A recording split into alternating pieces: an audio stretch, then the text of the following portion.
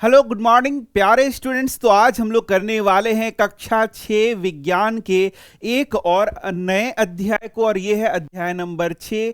तो भाई यहाँ पर ये जो चैप्टर्स मैं पढ़ा रहा हूँ, तुम्हारा जो लेटेस्ट एनसीईआरटी बुक आया है जिज्ञासा, उसी बुक के सारे चैप्टर्स को हम लोग पढ़ रहे हैं। तो तुम प्लेलिस्ट को चेक करना, सारे वीडियोस एक साथ मिल जाएंगे।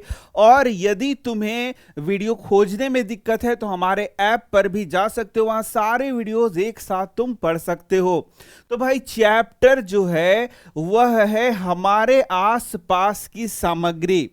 हमारे आसपास तुम विभिन्न प्रकार की सामग्रियों को देखते हो, उन्हीं सामग्री के बारे में बहुत सारे फैक्ट्स यहां पर बताए गए हैं, और यहां पर उसी से काफी सारे प्रश्नोत्तर भी आएंगे। तो जैसे मैं पहले भी तुम्हें पढ़ाता था, हर एक लाइन को एनसीईआरटी का यहां पर हम लोग पढ़ते हैं, और जितने लाइन से जो भी प्रश्न उठते हैं उन सारे प्रश्नों को भी मैं बताता चलता हूं, ताकि तुम्हें एग्जाम में कोई भी दिक्कत ना हो। बोलता है उपादानम भवेत् तस्या मूषायाः, बोलता है मृत्तिका लोहमेव च। इसका मतलब बोलता है मूसा क्रूसिबल, पदार्थों को गलाने के लिए उपयोग किया जाने वाला पात्र बनाने के लिए प्रयुक्त सामग्री मिट्टी और लोहा है। इस प्रकार से एक यहां पर तुम्हें श्लोक दिया गया है शुरुआत में ही। चलो हम लोग शुरू करते हैं अपने चैप्टर को, देखते हैं क्या क्या बातें यहां पर बताई जा रही हैं, एनसीईआरटी में क्या क्या चीजें हमें सिखाई जा रही हैं। सबसे पहला टॉपिक है हमारा हमारा पहला टॉपिक क्या कहता है?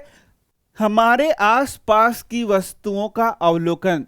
हम लोगों ने फर्स्ट चैप्टर से ही देखा है कि इस बुक में हमें काफी सारे अवलोकन करने को कहता है। अगल बगल की चीजों को हमें बोलता है कि आप अवलोकन कीजिए, उससे नई नई चीजों के बारे में सीखिए। तो क्या बोल रहा है भाई?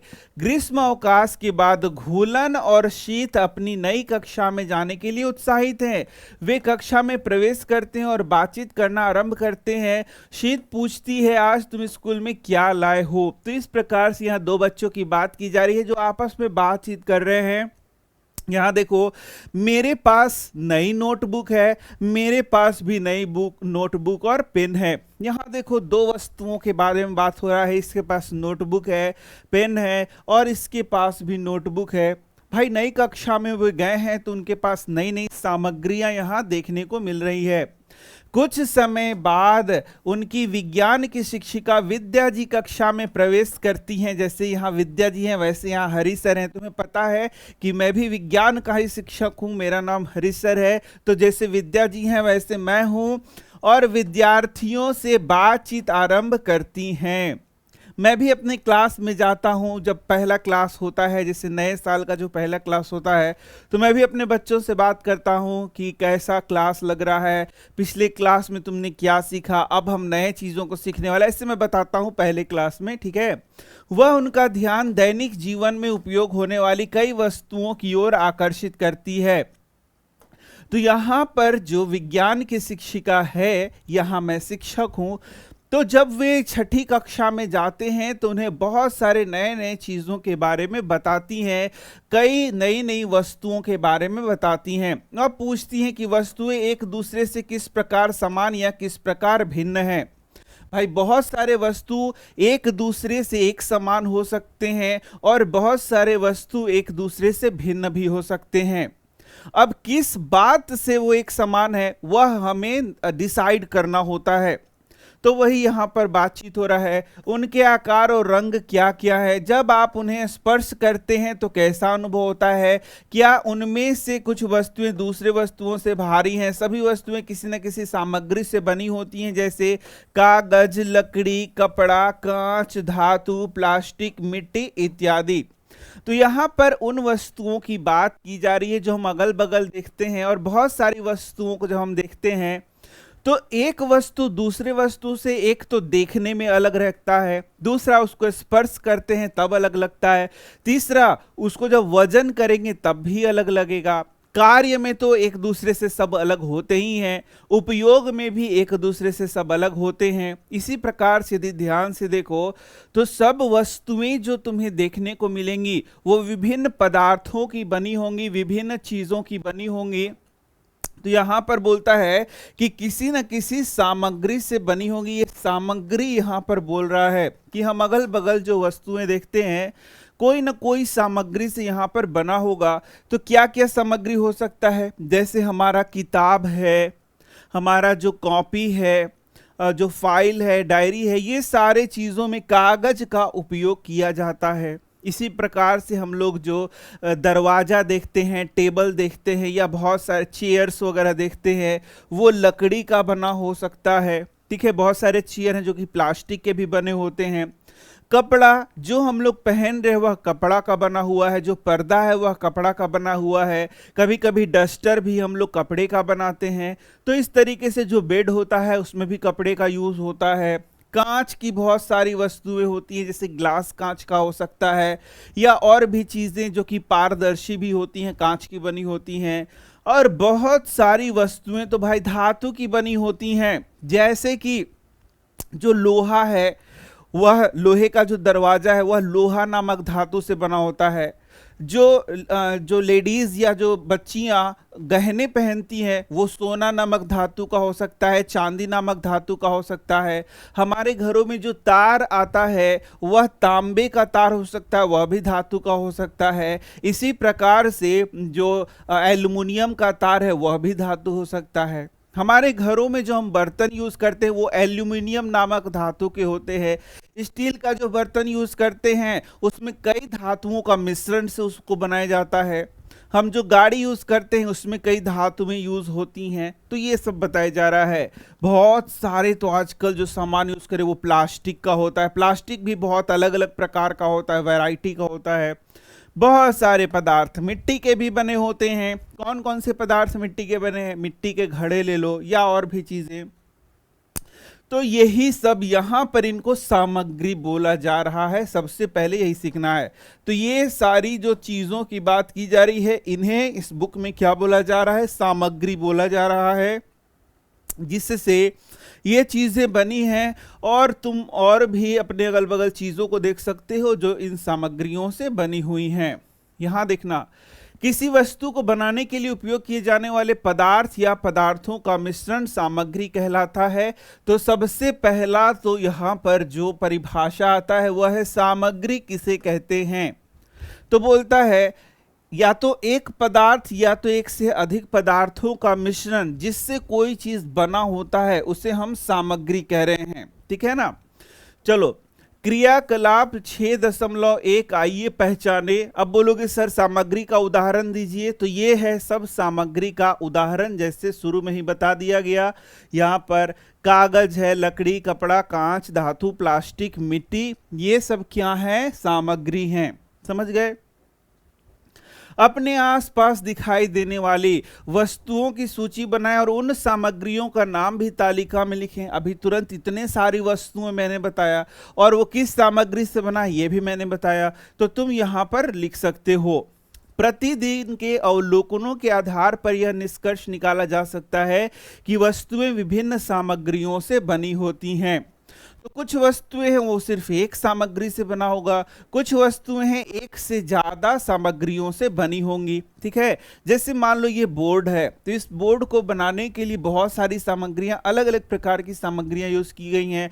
जैसे कि यहाँ पर धातु का मुख्य रूप से उपयोग किया गया है, इसी के साथ यहाँ पर शीशा का उपयोग किया गया है, बहुत सारा प्लास्टिक मटेरियल यहाँ पर यूज किया गया है। तो इस प्रकार से अलग अलग सामग्रियों का यहाँ यूज किया गया है। अब चलो हम लोग एक यहाँ पर ऑरेंज बॉक्स आ रहा है, इसको देख लेते हैं क्या बोल रहा है। भारतीय उपमहाद्वीप में पाए जाने वाले सबसे पुराने मिट्टी के बर्तन 7000 से 8000 वर्ष पूर्व के हैं और गंगा के मैदान लाहुरा देव और बलूचिस्तान मेहरगढ़ में पाए गए हैं। अब देखो, ये कुछ इतिहास की बातें हैं जो सामग्री से रिलेटेड है। तो ये तो इतिहास में भी हमें पढ़ाया जाता है, हिस्ट्री सब्जेक्ट में भी पढ़ाया जाता है, लेकिन यहाँ साइंस में इसे दे रखा है तो हमें भी इसे याद करना होगा। जो जो बातें लिखी गई हैं हर एक लाइन से प्रश्न हो सकता है, तो इसीलिए मैं यहाँ पर तुम्हें बताता चल रहा हूँ। देखो यहाँ से क्या प्रश्न हो सकता है भाई, डायरेक्ट प्रश्न हो सकता है। यहाँ पर बोलेगा कि सबसे पुरानी मिट्टी के बर्तन कब पाए गए हैं, मतलब कब कितने वर्ष पूर्व के वो हैं, तो हम लोग बोलेंगे 7000 से 8000 वर्ष पूर्व के हैं। कहाँ पाए गए हैं ये भी क्वेश्चन आ सकता है, तो हम लोग बोलेंगे गंगा के मैदान, लाहुरा देवा और बलूचिस्तान मेहरगढ़ में पाए गए हैं।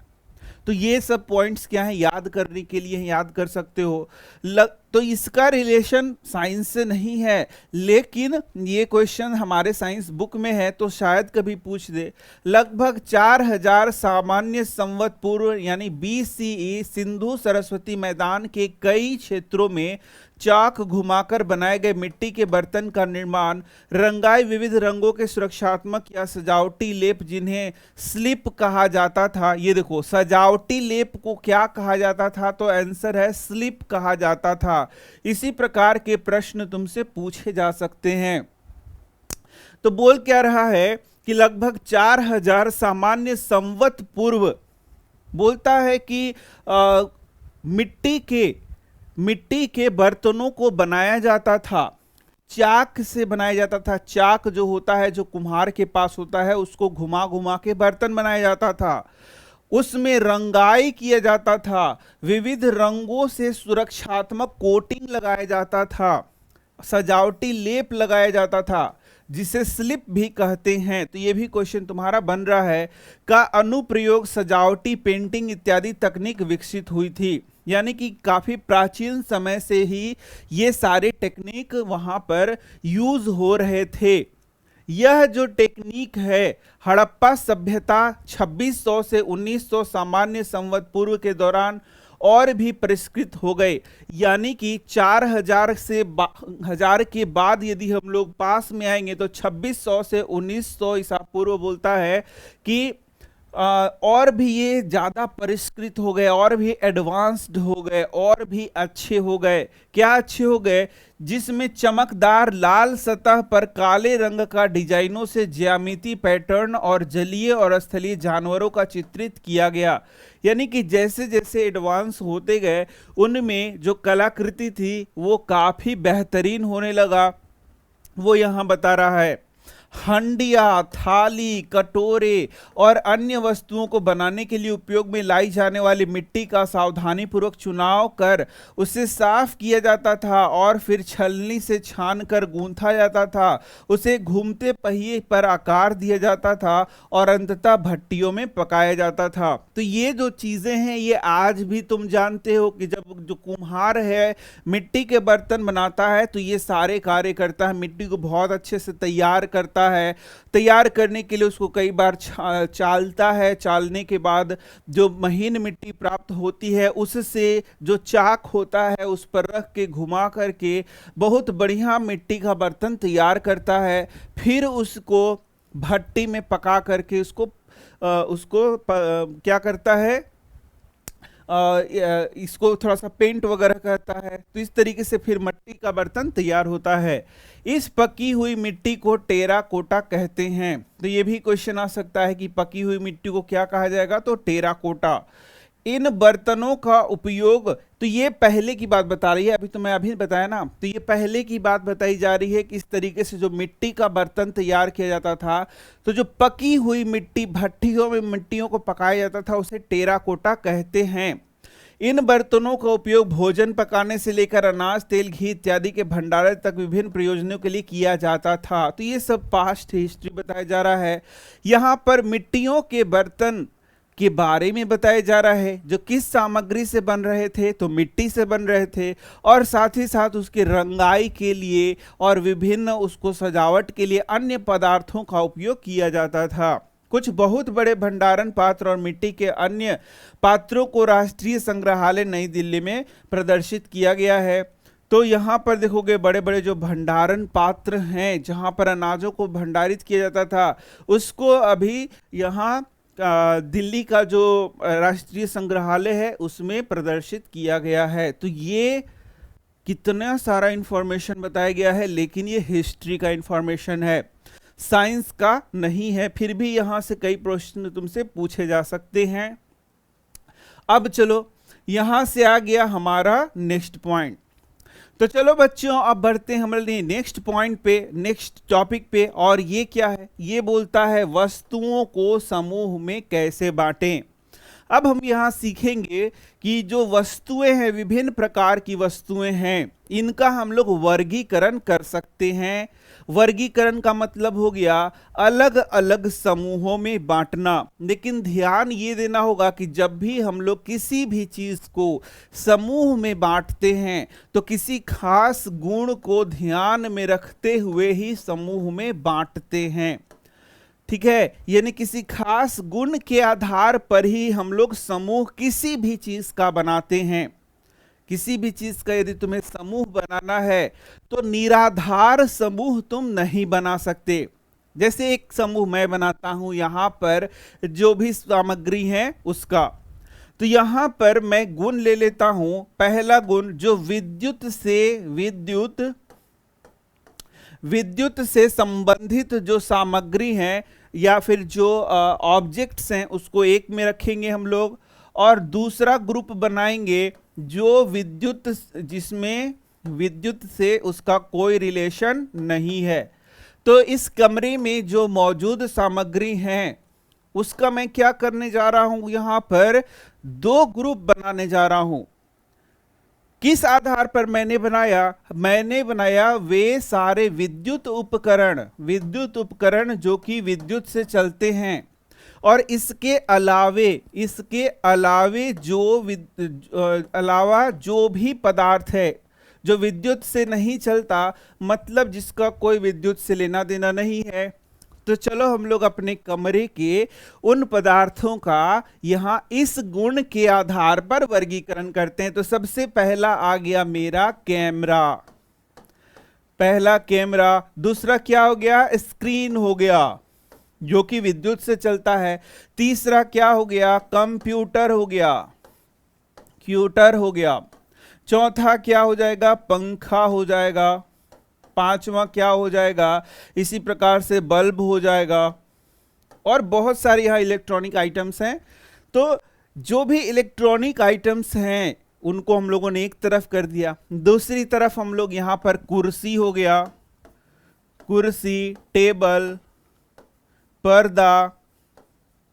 और यहाँ पर तो बहुत सारे, मेरे इस रूम में बहुत सारी अन्य सामग्रियां हैं, तो उसको हम लोग इसमें डाल सकते हैं। जैसे और भी, जैसे कि मान लो कारपेट हो गया, और लकड़ी का टेबल हो गया, और जैसे ग्लास वगैरह हो गया, कप हो गया। इस प्रकार से बहुत सारी अन्य सामग्रियां हैं। बुक्स हो गया, किताब हो गया। इनको हम लोग एक ग्रुप बना सकते हैं। तो यहां पर मैंने तुम्हें वर्गीकरण सिखाया कि कैसे हम पदार्थों का वर्गीकरण कर सकते हैं। किन्हीं भी पदार्थ का वर्गीकरण हमें करना है तो हमें ग्रुप्स बनाना होगा, अलग अलग ग्रुप। और ग्रुप जो बनाएंगे उसमें कुछ न कुछ यहां पर आधार होना चाहिए, कुछ न कुछ यहां पर गुण होना चाहिए। उसके आधार पर ही हम लोग क्या कर सकते हैं? वस्तुओं को बांट सकते हैं। अब बोलोगे सर क्या हम दो ही ग्रुप बना सकते हैं? हमेशा नहीं, कितना भी ग्रुप बना सकते हो। 2 ग्रुप बना सकते हो, 3 ग्रुप बना सकते हो, 4, 5, 10, 20, जितना मन उतना तुम समूह बना सकते हो। लेकिन किस आधार पर हम लोग समूह बना रहे हैं उसे हमें ध्यान में रखना होगा। एक और समूह हम बना सकते हैं यहां पर, जैसे कि यहां पर हम लोग बोल देंगे कि 2 समूह मान लो ऐसे बना दिए। तुम्हारे पास कुछ, मान लो कि सामग्री है, तुम्हारे पास कुछ ऑब्जेक्ट्स हैं, तो बोल दोगे कि वैसा सामान जो कि धातु से बना है। किससे बना है? धातु से। और वैसा सामान जो कि धातु से नहीं बना है। ऐसा 2 ग्रुप हम लोग बना सकते हैं। तब देखो क्या क्या आ जाएगा। तो धातु से बनाने वाले में जैसे चम्मच हो जाएगा, चम्मच, चलो आधा मोमो लिख देंगे, चम्मच हो जाएगा। गिलास हो जाएगा, ठीक है। फिर जो तार होता है, तार के अंदर का वायर होता है, यानी कि जो लोहा का सामग्री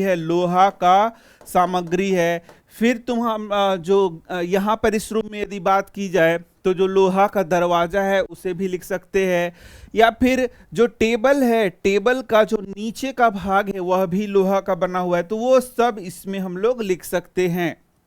अब बोलेगा कि वैसा सामग्री जो धातु से नहीं बना है वो कौन कौन सा है, तो इसमें जब हम लोग लिखेंगे तो बुक्स, किताब लिख सकते हैं, किताब हो गया, फिर पर्दा हो गया, फिर कारपेट हो गया।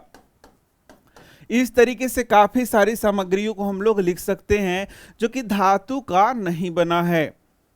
तो देखा तुमने कैसे हम लोग यहाँ पर समूह बनाते हैं। समूह के लिए जो खास सबसे इंपॉर्टेंट चीज है वो है कि यहाँ पर ये जो हम लोग मेन डिफरेंस किस चीज के बारे में रखना चाहते हैं, वो कौन सा गुण है जिसके आधार पर हम लोग चीजों को अलग अलग बांटना चाहते हैं, वो जरूरी होता है और उसी के आधार पर हम लोग समूह बना सकते हैं। जैसे अब तुम अपने क्लास में समूह बना सकते हो। कैसे समूह बना सकते हो? लड़के और लड़कियों का समूह बना सकते हो। तो ये कैसा समूह हो गया? जेंडर पर आधारित समूह हो गया। इसी के साथ तुम लंबे और नाटे का समूह बना सकते हो। जो लंबे होंगे वो एक तरफ चल जाएंगे, उसमें लड़के लड़कियां दोनों होंगी। जो नाटे होंगे वो एक साइड आ सकते हैं। समझ में आ रहा है क्या?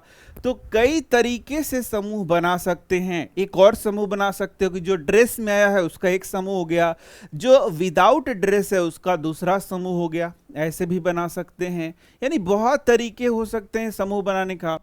लेकिन एक चीज यही याद रखना है कि सिर्फ 2 नहीं 3 समूह भी बना सकते हैं, 4 समूह भी बना सकते हैं, इस प्रकार से। चलो हम लोग अब पढ़ते हैं और यहां पर समूह कैसे बनाएं ये बोल रहा है। देखो चित्र 6.1 में दिखाई गई वस्तुओं को किसी भी सामान्य गुण जैसे आकार, रंग, कठोरता, कोमलता, चमक, द्युतिहीनता और उनकी निर्माण सामग्री के आधार पर समूहों में बांटें। तो काफी सारी चीजें यहां पर बोल रहा है। बोलता है कि आकार के आधार पर बांटे, रंग के आधार पर, कठोरता, कोमलता, चमक, द्युतिहीनता, द्युतिहीनता मतलब चमकहीन, ठीक है, उनका निर्माण के सामग्री के आधार पर, जैसे धातु का कोई बना है या कोई धातु से नहीं बना है, इसके आधार पर समूह में बांटे। तो भाई देखो बहुत सारा यहाँ पर तुम्हें आधार मिल गया है, उसके आधार पर तुम समूह में बांट सकते हो। यानी ये सारे गुण हैं, इसके आधार पर हम लोग समूह में इसको बांट सकते हैं। तो यहाँ वही बोला गया है कि अलग अलग गुणों को ध्यान में रखकर हम लोग समूह में बांट सकते हैं। जैसे मान लो पहला समूह हमने बनाया कि जो चमकीला है और चमकीला नहीं है उस पर समूह बनाओ। तो यदि देखोगे कि कौन चमकीला है कौन चमकीला नहीं है, तो यहां देखना ये तुम्हारा चम्मच चमकीला है, ग्लास चमकीला है, ये जो ये देखो ये भी चमकीला है, यहाँ पर चाबी भी चमकीला है, ताला चमकीला है, और ये तो लग रहा है कि और देखो कौन सा चीज चमकीला हो सकता है यहाँ पर, और ये जो तुम्हारा क्या बोलते शार्पनर है उसका कुछ भाग चमकीला है यहाँ पर। तो इस तरीके से हम लोग इनको चमकीला में रख देंगे, बाकी को चमकीला नहीं है, इस प्रकार से हम लोग कर सकते हैं। अब ध्यान से देखोगे तो ये जो भी चमकीला है वह कोई ना कोई धातु से बना हुआ है, तो धातु वाले में भी इसको रख सकते हैं, और बाकी जो है सो धातु के नहीं बने हैं, इस प्रकार से भी इसको बांट सकते हैं। तो वही सब यहाँ पर बोल रहा है। भाई आधार बहुत प्रकार का हो सकता है, समूहों में बांटने के लिए हम लोग यहाँ पर वही पढ़ रहे हैं। आपने क्रियाकलाप में वस्तुओं को समूह में बांटने के लिए किस गुण का उपयोग किया, ये देखो। तो सबसे पहला तो यही क्वेश्चन है कि यदि हम लोग किसी भी वस्तु को या किसी भी सजीव को, किसी चीज को यदि हम लोग समूह बनाना चाहते हैं तो किसके आधार पर समूह बनाएंगे? तो इसका उत्तर है किसी गुण के आधार पर हम लोग समूह बनाएंगे। कोई गुण होना चाहिए। यदि कोई गुण हम लोगों ने चयन नहीं किया तो हम समूह में नहीं बांट सकते। तो अभी यहाँ पर बहुत सारे गुण दिए गए थे, तो हम लोगों ने जो गुण यूज किया था उसमें देखा था कि कौन चमकीला है कौन चमकीला नहीं, इस आधार पर बांट दिया था। दूसरी बार हम लोगों ने बांटा कौन धातु से बना है और कौन धातु से नहीं बना, इस तरीके से बांट दिया था। तो और भी आधार पे तुम बांट सकते हो। वही यहाँ बोल रहा है, क्या आपके मित्रों ने समान गुणों के आधार पर वस्तुओं के समूह बनाए? अपने इस गतिविधि से क्या सीखा? हम लोगों ने इस गतिविधि से सीखा कि किसी खास गुण के आधार पर हम चीजों को वर्गीकृत कर सकते हैं, समूह में बांट सकते हैं। आपने देखा होगा कि एक वस्तु विभिन्न सामग्रियों से बनाई जा सकती है और कुछ सामग्रियों का उपयोग विभिन्न वस्तुओं को बनाने के लिए किया जा सकता है। ये तो हम सब जान रहे हैं कि एक ही प्रकार के सामग्री से बहुत अलग अलग वस्तुएं बनाई जा सकती है। जैसे मान लो अभी हम लोगों ने बात किया लोहा का, तो लोहा क्या हो गया? लोहा एक धातु है और इसका उपयोग हम लोग अलग अलग चीजों को बनाने में कर सकते हैं। जैसे इसी से सामने का स्टैंड बना हुआ है, इसी से कील बना हुआ है जिससे बहुत सारी चीजें टंगी हुई हैं, इसी से दरवाजा बना हुआ है, टेबल है उसका पैर लोहा से ही बना हुआ है, ये जो कुर्सी है इसका आधा भाग लोहा से ही बना हुआ है। तो इस तरीके से तुम देखोगे कि एक ही सामग्री है, इससे कई प्रकार की चीजें हम लोग बना सकते हैं। वस्तुओं को समूहों में व्यवस्थित करने के लिए विधि वर्गीकरण कहलाता है। ये रहा हमारा दूसरा क्वेश्चन। तो भाई यहां पर जब हम लोग चैप्टर पढ़ रहे हैं तो क्वेश्चंस ध्यान में रखना है कि क्या क्वेश्चन एग्जाम में पूछ सकता है। तो यहां तो तुमसे सीधा प्रश्न पूछ सकता है कि वर्गीकरण किसे कहते हैं, या वस्तुओं का वर्गीकरण किसे कहते हैं? तो हम बोलेंगे कि विभिन्न गुणों के आधार पर, विभिन्न गुणों के आधार पर वस्तुओं को समूह में बांटना, समूह में बांटना या व्यवस्थित करना, बांटना या व्यवस्थित करना क्या कहलाता है? वर्गीकरण कहलाता है। हालांकि यहां गुण नहीं बोल रहा, यहां सीधे लिख रहा है कि वस्तुओं को समूह में व्यवस्थित करना वर्गीकरण कहलाता है। लेकिन एक पॉइंट हम लोग जोड़ भी सकते हैं कि किसी खास गुण के आधार पर, तो ये तुम्हारी मर्जी है। वस्तुओं को उनकी एक समान गुणों के आधार पर समूहों में विभाजित किया जाता है। अरे वाह, दूसरा लाइन तो वही लिख दिया है, लेकिन परिभाषा बस छोटा सा कर दिया है। लेकिन जो मैंने परिभाषा बताया उसमें दोनों लाइन का एक ही लाइन हम लोग लिख सकते हैं कि किसी खास गुण के आधार पर, खास या विशेष गुण के आधार पर यदि हम लोग वस्तुओं को समूह में बांटते हैं, तो इसे ही हम क्या कहते हैं? वर्गीकरण कहते हैं। यही यहां है। इसी प्रकार से हम कुछ गुणों के आधार पर सामग्रियों का वर्गीकरण कर सकते हैं। इसका मतलब है कि हमें वस्तुओं का वर्गीकरण करना है तो कुछ गुणों के आधार पर हम वस्तुओं का वर्गीकरण कर सकते हैं। ये क्वेश्चन फिर से मैं बोल रहा हूं, ध्यान से सुनना कि वस्तुओं का वर्गीकरण कैसे करेंगे? तो आंसर है गुणों के आधार पर, कुछ गुणों के आधार पर, खास गुणों के आधार पर। ये याद रखना कि इस तरीके से हम लोग वस्तुओं का वर्गीकरण कर सकते हैं। चलो आगे देखते हैं क्या बोल रहा है। क्रियाकलाप 6.3 आइए विचार करें। क्या बोलता है? चलो इसे हम लोग सीखते हैं। विचार करें कि एक गिलास बनाने के लिए हमें किन किन सामग्रियों का उपयोग कर सकते हैं। चित्र 6 में दिए गए रिक्त स्थानों में इन सामग्रियों का नाम लिखें। यानी एक गिलास तुम्हें बनाना है तो गिलास बनाने में कौन कौन सी चीजें उपयोग कर सकते हो। कपड़े से बने गिलास का उपयोग जल रखने के लिए क्यों नहीं किया जा सकता? ये एक नया तुमसे प्रश्न पूछा जा रहा है। इसका जवाब तो तुम ही सोचना कि जब हम लोग गिलास बना रहे हैं तो गिलास कई सामग्री से बना सकते हैं। शीशा से भी गिलास बना सकते हैं, धातु से भी गिलास बना सकते हैं, मिट्टी से भी गिलास बना सकते हैं। तीनों अलग अलग चीजें हो गई। धातु अलग हो गया, अब कोई भी धातु यूज कर सकते हैं।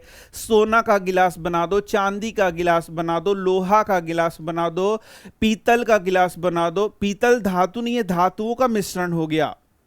इसी प्रकार से स्टील का भी तुम ग्लास बना सकते हो, वो भी धातुओं का मिश्रण है, वो धातु नहीं है।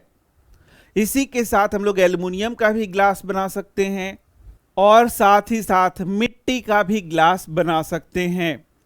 तो बोला जा रहा है कि इन सभी सामग्रियों से हम क्या कर सकते हैं, गिलास को बना सकते हैं, लेकिन कपड़े से गिलास को नहीं बना सकते, क्योंकि जो कपड़ा है वो जल को धारण नहीं कर सकता। बाकी सामग्रियों से जब हम लोग गिलास बना रहे हैं तो उसमें पानी रुका रहेगा, आर पार नहीं होगा, लेकिन कपड़े से ये आर पार हो जाएगा। इसीलिए हम लोग यहाँ पर कपड़े से गिलास को नहीं बनाएंगे, याद रखना। चलो आगे बढ़ते हैं। गिलास बनाने के लिए आवश्यक सामग्रियों में जल धारण की क्षमता होनी चाहिए, यही यहां पर बता रहा है, बिल्कुल होनी चाहिए। तो ये तो बहुत साधारण सी बात है कि जो अलग अलग वस्तुओं को हम लोग बनाते हैं तो उसमें हम लोग सोचते हैं पहले कि किस सामग्री से इसको बनाया जाए। ऐसे ही नहीं, किसी भी वस्तु को किसी भी सामग्री से नहीं बनाते। जैसे कि हमें पर्दा बनाना है तो लोहे का पर्दा नहीं बनाते, कपड़े का पर्दा बनाते हैं। हमें बिस्तर बेड बनाना है तो लोहे का बिस्तर बेड नहीं बनाते हैं, बल्कि हम लोग कुछ कपड़ों का उसमें रुआ डाल करके बेड बनाते हैं ताकि हमें आराम हो। इसी प्रकार से जो हम लोग शर्ट पहन रहे हैं, कपड़े पहन रहे हैं, वो जो कपड़े मतलब ये सिले हुए कपड़े या जो भी रेडीमेड कपड़े हैं, तो ये किस मटेरियल से बन रहे हैं, ये कपड़ों से बन रहे हैं। क्यों बन रहे हैं, लोहा से क्यों नहीं बनता? तो ये सब तुम सोच सकते हो। इसी के साथ देखोगे जो हम लोग बर्तन बनाते हैं उसके लिए धातुओं का उपयोग करते हैं, कपड़ा नहीं उपयोग करते। तो ये सिंपल सिंपल बात है, इसमें बहुत बड़ा कुछ सोचने का नहीं जरूरी है। भाई कपड़ा है, उसमें हमें सब्जी यदि बनाना पड़े तो क्या हम सब्जी बना सकते हैं? कपड़ा को आग पे रखोगे तो कपड़ा तो जल जाएगा, उसमें सब्जी कैसे बनेगा? तो उसके लिए हम धातु का उपयोग करते हैं। बस यही तो बात यहां बता रहा है। तो भाई गिलास बोल रहा है कि गिलास यदि हम कपड़ा से बनाने लगे, कागज से गिलास बनाने लगे, ये तो बेवकूफी हो जाएगा ना। गिलास वैसे चीज से बनाना है जिसमें पानी टिक सके, यानी जल धारण की क्षमता हो। यह कैसे निर्धारित किया जाए कि किसी वस्तु को बनाने के लिए किस सामग्री का उपयोग किया जाना चाहिए? भाई जो वस्तु हम बना रहे हैं वो किस पर्पस से बना रहे हैं, क्या उद्देश्य है, तो उस तरीके से फिर हम लोग सामग्री यूज करते हैं। जैसे अभी तुरंत मैंने बताया कि कपड़े का हम लोग कड़ाही नहीं बनाते हैं, कड़ाही का उपयोग है कि उसमें सब्जी बनाया जा सके और भी चीजें बनाई जा सके और उसको आग पर रखा जा सके। तो भाई कपड़े को तो आग पर रख नहीं सकते, इसीलिए फिर हम लोग धातु का यूज करते हैं। यही तो यहाँ बोल रहा है, बहुत साधारण सा चीज है, कोई खास चीज नहीं है। और मुझे तो लगता है ये बच्चों के लिए है, जो कंपटीशन के बच्चे हैं उनके लिए ये चैप्टर नहीं है, जैसे मैंने अनुभव किया, क्योंकि ये बहुत ज़्यादा बेसिक लेवल का चैप्टर है, इसे पढ़ने का भी ज़रूरत नहीं है। हम किसी वस्तु को बनाने के लिए सामग्री का चयन उसके गुणों और उसके प्रयोजन के आधार पर करते हैं। ये प्रश्न जैसे मैंने बताया कि कोई भी वस्तु को हम लोग किस सामग्री से बनाएं, ये कैसे हम लोग डिसाइड करते हैं, ये क्वेश्चन तुम्हारा आएगा। क्या क्वेश्चन आएगा, फिर से सुन लो। हम कैसे निर्धारित करते हैं कि वस्तु को बनाने के लिए कौन सा सामग्री हमें चाहिए, ये क्वेश्चन आएगा तुम्हारे एग्जाम में। तो इसका उत्तर हम करेंगे कि हम कौन सा चीज बना रहे हैं, यानी कि उसका उपयोग क्या है और उसका क्या गुण है, उसके आधार पर हम लोग सामग्री का यूज करते हैं। क्या उपयोग है वो तो देखेंगे पहले, तब उस सामग्री का हम लोग यूज करेंगे, उस प्रकार की सामग्री का। जैसे हम लोगों ने देखा उपयोग है हमें कि सब्जी बनाना है, कढ़ाई में गर्म करना है, तो वहां पर हम सामग्री कौन सा चूज कर सकते हैं? तो धातु उपयोग कर सकते हैं, मिट्टी भी उपयोग कर सकते हैं। अरे भाई मिट्टी का जो कढ़ाई है वो यूज कर सकते हैं, लेकिन वहां पर हम लोग प्लास्टिक का यूज नहीं कर सकते, खाना बनाने के लिए प्लास्टिक का यूज नहीं करते। इसी के साथ हम लोग शीशा का भी यूज नहीं करते, शीशा का कढ़ाई कहीं देखा है तुमने? नहीं देखा होगा। इसी के साथ हम लोग कपड़े का कढ़ाई नहीं यूज करते। तो वही बोल रहा है क्या प्रयोजन है, क्या तुम्हारा उपयोग है, उस आधार पर हम लोग बहुत सावधानी पूर्वक सामग्रियों का चयन करते हैं। अब एक चीज तुम सोचना, कि जो पर्दा हम लोगों ने लगाया है, लोहा का क्यों पर्दा नहीं है? जो चादर हम लोग बिछाते हैं वो लोहा का चादर क्यों नहीं बनाते हैं? ऐसा तुम सोचना खुद से, तो तुम्हें पता चल जाएगा कि भाई लोहे का चादर जो है वो हम नहीं बिछा सकते, वो हमें आराम नहीं देगा। हम किसी वस्तु के विभिन्न भागों को बनाने के लिए भिन्न भिन्न सामग्रियों का उपयोग कर सकते हैं। उदाहरण के लिए एक जो पेन हम लोग बनाते हैं वो अलग अलग सामग्रियों से बना हो सकता है। देखो पेन में क्या क्या हो सकता है, तो पेन में हम लोग प्लास्टिक का यूज करते हैं, उसका जो नीब होता है, पॉइंट होता है, उसमें धातु का उपयोग करते हैं, उसके अंदर स्याही भरते हैं यानी कुछ केमिकल्स डालते हैं। तो ये अलग अलग पदार्थों का, अलग अलग सामग्रियों का यूज करके हम लोग पेन बनाते हैं। अभी जैसे मैंने उदाहरण दिया था, ये जो स्क्रीन है इसको बनाने के लिए अलग अलग सामग्रियों का प्रयोग किया गया है। इसका मतलब बहुत सारे ऐसी वस्तुएं होती हैं जो सिर्फ एक सामग्री से बन सकते हैं। जैसे लोहे का गेट जो लगा हुआ है वो सिर्फ और सिर्फ लोहा से बना हुआ है और कोई सामग्री उसमें नहीं लगा। लेकिन हम लोग जो पेन की बात कर रहे हैं इसमें अलग अलग सामग्री हैं। यदि हम लोग इस शर्ट की बात करें तो सिर्फ इसमें लोहा लगा हुआ है, बटन के लिए प्लास्टिक यहां पर यूज हुआ है। तो इस तरीके से ये जो बातें बता रहा है वो आम बच्चे जैसा बात है, कोई इसमें सीखने वाली बात नहीं है। लेकिन प्रश्न उत्तर के रूप में आएगा तो तुम्हें पता होना चाहिए कि उसका उत्तर क्या लिखें। विभिन्न खेलों की गेंद बनाने के लिए विभिन्न सामग्रियों का उपयोग क्यों किया जाता है? क्या क्रिकेट की गेंद का उपयोग टेनिस खेलने के लिए किया जा सकता है? नहीं किया जा सकता है। जो क्रिकेट खेलने का बॉल है उसके लिए जो सामग्री उपयोग होती है वो अलग प्रकार की है। जो टेनिस के लिए बॉल उपयोग किया जाता है उसमें जो सामान यूज होता है, सामग्री यूज होता है वो अलग होता है। तो किस प्रयोजन के लिए अब ये बॉल उपयोग में है उस प्रकार का उसमें सामग्री हम लोग उपयोग करते हैं। एक ही चीज को कई तरीके से बता रहा है, तुम यहां देख सकते हो।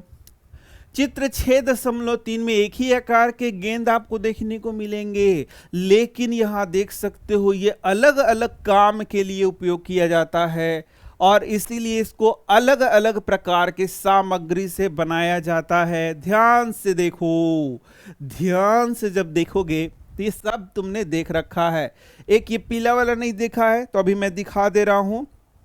यहां देखना, एक पीला बॉल भी है मेरे पास, ये देखो, ये देखो, ये बहुत हल्का है। अब बोला जाएगा कि इससे क्रिकेट खेलना है तो संभव नहीं है, इससे टेनिस खेलना है तो वो भी संभव नहीं है। इसका उपयोग क्या है? तो इस तरीके से एक्सरसाइज करने के लिए इसका उपयोग किया जाता है। हस्त व्यायाम की ये गेंद है, हस्त व्यायाम की गेंद है। तुम देखोगे इस तरीके से पिचक जाता है। लेकिन क्या क्रिकेट बॉल को लेके एकदम आसानी से ऐसे पचक ये तुम यूज कर सकते हो? कभी नहीं यूज कर सकते हो। क्या टेनिस को गेंद लेकर के तुम आसानी से ऐसे कर सकते हो? नहीं कर सकते हो। तो यहां पर हमें क्या सीखना है? यहां हम सीख रहे हैं कि तीनों का प्रयोजन, प्रयोजन मतलब तीनों को अलग अलग उपयोग के लिए बनाया गया है। उपयोग, तीनों का अलग अलग उपयोग है, तीनों का अलग अलग काम है, इसीलिए तीनों को जो बनाया गया है उसमें अलग अलग सामग्री उपयोग में लाया गया है। तीनों गेंद ही है, तीनों एक साइज का ही है, देखने में भी फर्क नहीं पड़ेगा। दूर से देखोगे तो हस्त व्यायाम तो तुमने देखा भी नहीं होगा जो अभी मैंने दिखाया। तो तीनों एक ही जैसा है, रूप रंग सब एक ही जैसा है। एक ही रंग में रंग दिया जाए तो एक ही रंग का हो भी सकता है, लेकिन अलग अलग काम है, अलग अलग सामग्री है, अलग अलग काम है, अलग अलग सामग्री है, अलग अलग प्रयोजन है, अलग अलग सामग्री है, अलग अलग उपयोग है और अलग अलग सामग्री है। समझ पा रहे हो मेरी बातों को कि इस तीनों का अलग प्रयोजन है, इसलिए इनमें सामग्री अलग अलग ली गई है। ये बहुत कठोर होता है, ये उतना कठोर नहीं होता, और ये तो बहुत एकदम लचीला होता है। ये सब यहां पर तुम कह सकते हो। उछाल के बारे में भी देख सकते हो, तो ये जो उछाल भी है इन गेंदों का अलग अलग होगा, उछाल करके देख भी सकते हो। मुझे उम्मीद है कि ये गेंदें तुमने यूज की होंगी। चलो, खेल की गेंदों के अन्य गुणों के पर चर्चा करें। उसका आकार, रंग, गठन, कठोर या मुलायम, और वे कितनी ऊंचाई तक उछलते हैं, ये समझने का प्रयास करें कि किसी विशिष्ट खेल के लिए उपयुक्त प्रत्येक गेंद कुछ सामग्रियों से क्यों बने होते हैं। तो भाई, जिस प्रकार का उसका उपयोग है उस प्रकार के सामग्री से बना है, बात खत्म। यहीं पे सारा बात खत्म हो जाता है। इसका मतलब हमारे अगल बगल जितनी भी वस्तुएं हैं उनमें जो सामग्री उपयोग हुआ है वह इस हिसाब से हुआ है कि उसका क्या उपयोग है, क्या प्रयोजन है। उस उपयोग के हिसाब से उस पदार्थ से उसे हम लोग बनाते हैं। जैसे हमें सब्जी बनाना है, उसे आग पर रख करके गर्म करना है, तो वहां हमारे लिए सबसे अच्छा जो सामग्री होगा वह होगा धातु। यदि धातु से हम उसे बनाएंगे तो एकदम बेस्ट होगा। यदि हम लोग लकड़ी का कड़ाही ले लेंगे और लकड़ी के कड़ाही में सब्जी बनाएंगे, उसे आग पर रख देंगे तो जल जाएगा। समझ में आ रहा है ना? यही सब बात है। सामग्री है बेड, जिसमें हम आराम करते हैं, उसे लोहे से नहीं बना सकते। बनाने के लिए तो बना दोगे, लेकिन क्या वो आराम मिलेगा? क्या उसका उपयोग तुम कर पाओगे? नहीं। इसीलिए उसे हम लोग एकदम गद्देदार बनाते हैं, रुई का उपयोग करते हैं, यानी सामग्री वहां रुई यूज किया ताकि हमें आराम मिल सके। तो इतना छोटा सा बात है, एकदम बच्चे लेवल का बात है, तुम्हें तो जरूर समझ में आ रहा होगा। 6.4 का अवलोकन करें और वस्तुओं को यथासंभव विभिन्न विधियों से समूहों में विभाजित करें। यदि तुम्हें समूह में विभाजित करना है तो विभिन्न प्रकार का तुम वहां पर गुण को ले सकते हो, उस गुण के आधार पर समूह में विभाजित कर सकते हो। जैसे रंग में विभाजित करना है तो इन सब को एक साथ विभाजित कर सकते हो। ये सब एक समूह बना देगा, ये वाला एक समूह बना देगा और ये वाला एक समूह बना देगा। रंग के आधार पर, आकार के आधार पर करना चाहते हो, एक जैसा आकार है तो देखो ये वाला आ जाएगा, फिर ये आ जाएगा, ये आ जाएगा और ये आ जाएगा, चारों एक आकार का है। फिर से ये वाला, ये वाला, ये वाला और ये वाला, इस प्रकार से ये भी एक आकार के हैं। तो आकार के आधार पर तुम समूह बना सकते हो, रंग के आधार पर समूह बना सकते हो, और भी कई तरीके हैं जिससे हम लोग समूह बना सकते हैं। तुम्हें ध्यान रखना है कि कौन से गुण का तुमने चयन किया है। आपने इन वस्तुओं को उसके आकार के आधार पर, रंग के आधार पर, जिस सामग्री से वे बने हैं उसके आधार पर समूहों में विभाजित किया होगा। हाँ, वैसा ही हम लोगों ने किया है। चलो, अब देखो क्या बोलता है। हमने सीखा कि वस्तुओं को उनके गुणों के आधार पर वर्गीकृत किया जाता है। ये बार बार 20 बार कम से कम मैं बता चुका हूं, और हर जगह तो यही लिखा हुआ है। कुल मिला के एक ही क्वेश्चन मिल ही रहा है हमें कि वस्तुओं को हम लोग को वर्गीकृत करना है, तो किस आधार पे करते हैं? यही क्वेश्चन बार बार बार बार बार बार मिल रहा है भाई, गुण के आधार पर, कोई खास गुण के आधार पर। और कितने बार लिखोगे भाई एक ही चीज को? कुछ नया चीज सिखा देते तो मजा भी आता, एक ही चीज को 50 बार लिखे हो। उदाहरण के लिए घर की रसोई घर में हम अब फिर से वही चीज को रपेटे जा रहा है, एक ही चीज को दिमाग का दही बना दिया है। लेकिन हमें तो पढ़ना है, तुम्हें तो पढ़ना है, मुझे पढ़ाना है, तो कर भी क्या सकते हैं। तो ये बड़ों के लिए तो नहीं है, मुझे नहीं लगता कि ये बड़े लोगों के लिए, एकदम बच्चे जो है ना 6ठे क्लास के, उसके ही लिए ये चैप्टर बनाया ही गया है। सामान्यतः एक जैसे बर्तनों को एक साथ रखते हैं, इसी प्रकार एक पंसारी सामान्यतः सभी प्रकार के मसाले को एक जैसे एक स्थान पर रखता है। दालों को एक जगह रखेगा, अनाज को दूसरे कोने में रखेगा। आप किसी भी दवा दुकान में जाकर जानकारी प्राप्त कर सकते हैं कि दवाओं के रखने की व्यवस्था क्या है। अरे भाई कितना बार बताओगे कि हम लोग जो हैं वस्तुओं को उसके गुण के आधार पर वर्गीकरण करते हैं, और वर्गीकरण से क्या फायदा होता है कि हमें आसानी से वो चीजें मिल सकती हैं। जैसे यदि हम लोग घर में किताब को वर्गीकृत करके रखते हैं, जैसे मान लो एक जगह साइंस का रख दिए, एक जगह एसएसटी का रख दिए, एक जगह गणित का रख दिए, इस प्रकार से यदि वर्गीकरण कर देंगे तो आसानी से फिर हम लोग किताब को खोज सकते हैं। जाओगे दवा दुकान में तो वर्गीकरण करके रखा हुआ है अलग अलग दवाई को, जाओगे तुरंत झट से जाएगा, यहाँ से बोलेगा सुई यहाँ है, यहाँ से निकाल लेगा, पेट का दर्द का दवाई वहाँ है, वहाँ से निकाल लेगा। इस प्रकार से वो अपना दिमाग लगा करके पूरा वर्गीकरण करता है। पंसारी के दुकान में जाओगे, कोई फॉर्चून की दुकान में जाओगे तो वो भी वर्गीकरण करके रखा है। बोलोगे साबुन चाहिए तो झट से जाएगा, है ये लो साबुन। बोलोगे मसाला चाहिए तो ये लेगा, कौन मसाला, ये लो मसाला।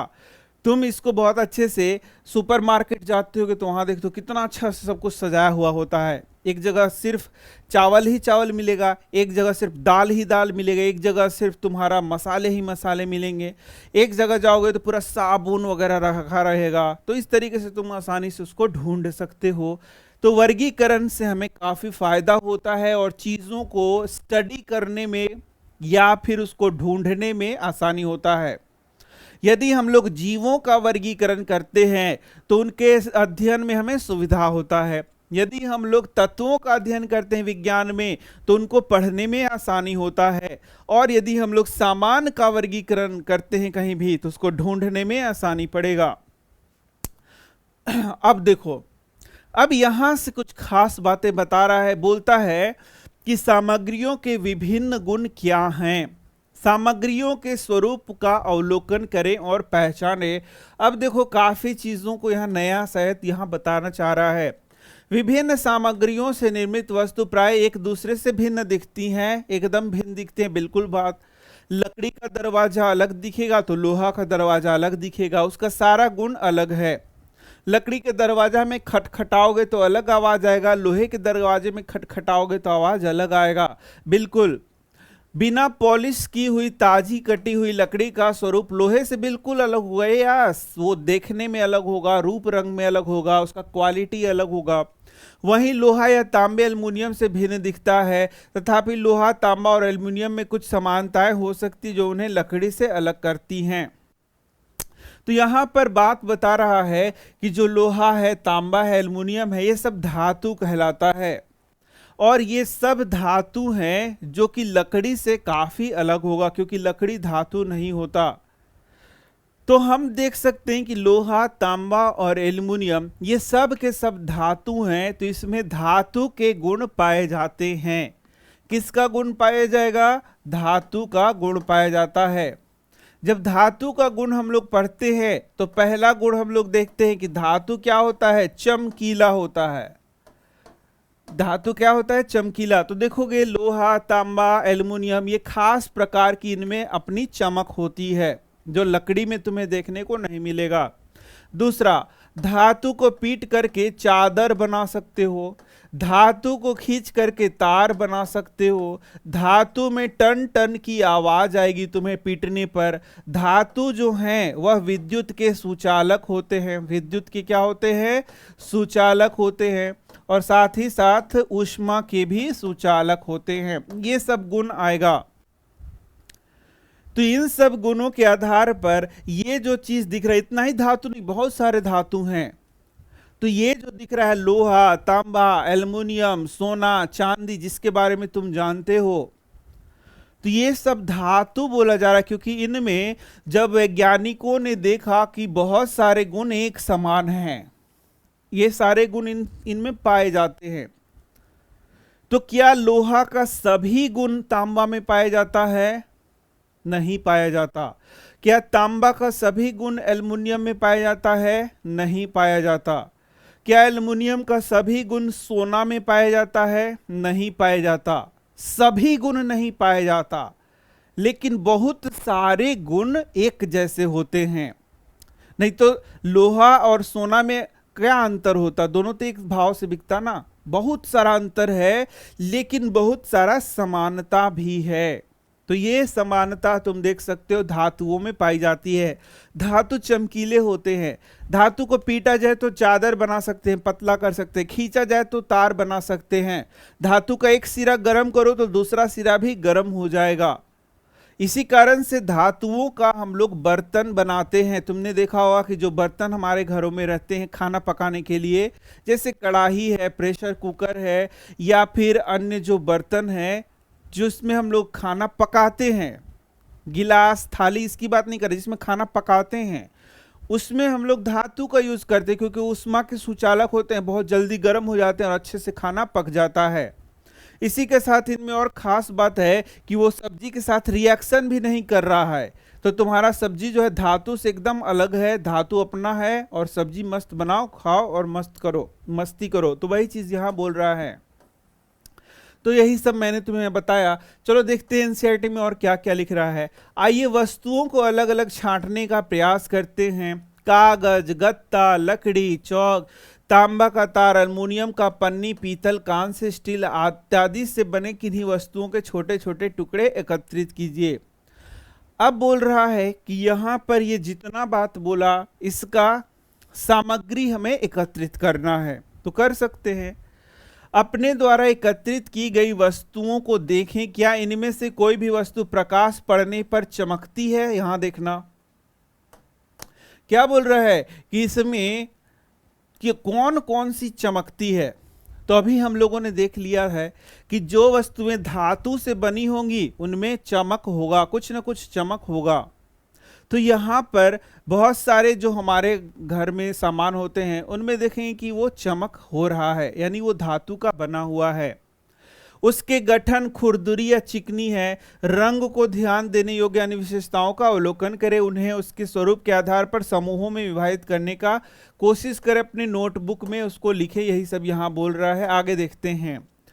जिन सामग्रियों के सतह प्रायः चमकदार होते हैं उनका स्वरूप द्युतिमय यानी चमकदार होता है। चमक वाली ऐसी सामग्री सामान्यतः धातु होती है। तो इस प्रकार से एक तो हमें मिल गया, एक क्वेश्चन मिल गया कि जो चीजें धातुओं की बनी होती हैं उनमें खास चमक पाया जाता है। ये देखो, ये हमारा पहला क्वेश्चन कि जो धातुएं हैं उनमें एक खास विशेषता क्या है कि उसमें चमक पाया जाता है। चलो आगे देखते हैं। अब देखो धातुओं का कुछ उदाहरण यहां पर दे रहा है, जैसे कि लोहा, तांबा, जस्ता, एल्युमिनियम, सोना। ये क्वेश्चन तुम्हारा एग्जाम में पूछेगा कि लोहा, तांबा, जस्ता, एल्युमिनियम ये सब क्या है, सोना, चांदी ये सब क्या है, तो धातु है। तो यदि सारी धातुओं के नाम जानना चाहते हो तो इस क्लास में नहीं, क्लास 10th में तुम्हें बताया जाएगा, लेकिन उसको याद करना भी मुश्किल है, बहुत सारे धातुएं हैं। तथापि कुछ धातुएं हवा और नमी के प्रभाव के कारण अपनी चमक खो देती हैं। ये फीकी एवं द्युतिहीन दिखाई देने लगती है। परिणाम स्वरूप हम प्रायः केवल उनकी ताजी कटी सतहों को चमक देख सकते हैं। द्युतिहीन चमकहीन सामग्रियां वे होती हैं जिनके सतह चमकदार नहीं होते। द्युतिहीन सामग्रियों के कुछ उदाहरण कागज, लकड़ी, रबड़, जूट इत्यादि है। तो ये यहाँ पर बता रहा है कि हम लोग अपने अगल बगल दो प्रकार की चीजें देखते हैं। एक ऐसी चीजें देखते हैं जिसमें चमक होती है। चमक मतलब बल्ब नहीं है कि प्रकाश फेंक रहा है।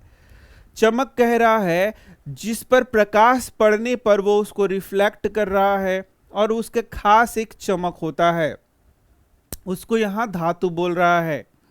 लेकिन क्या सभी जो वस्तुएं हैं वे धातु से बनी होती हैं? तो आंसर है नहीं, सभी वस्तुएं धातु से नहीं बनी होती हैं। और क्या सभी वस्तुओं में चमक होता है? तो आंसर है नहीं, सभी वस्तुओं में चमक नहीं होता। तो हम देखेंगे जो वस्तुएं कागज से बनी हुई हैं, लकड़ी से, रबड़ से, जूट से, ये इन चीजों से जो वस्तुएं बनी होती हैं उसका सतह उतना चिकना नहीं होता है और साथ ही ये चमकदार नहीं होते।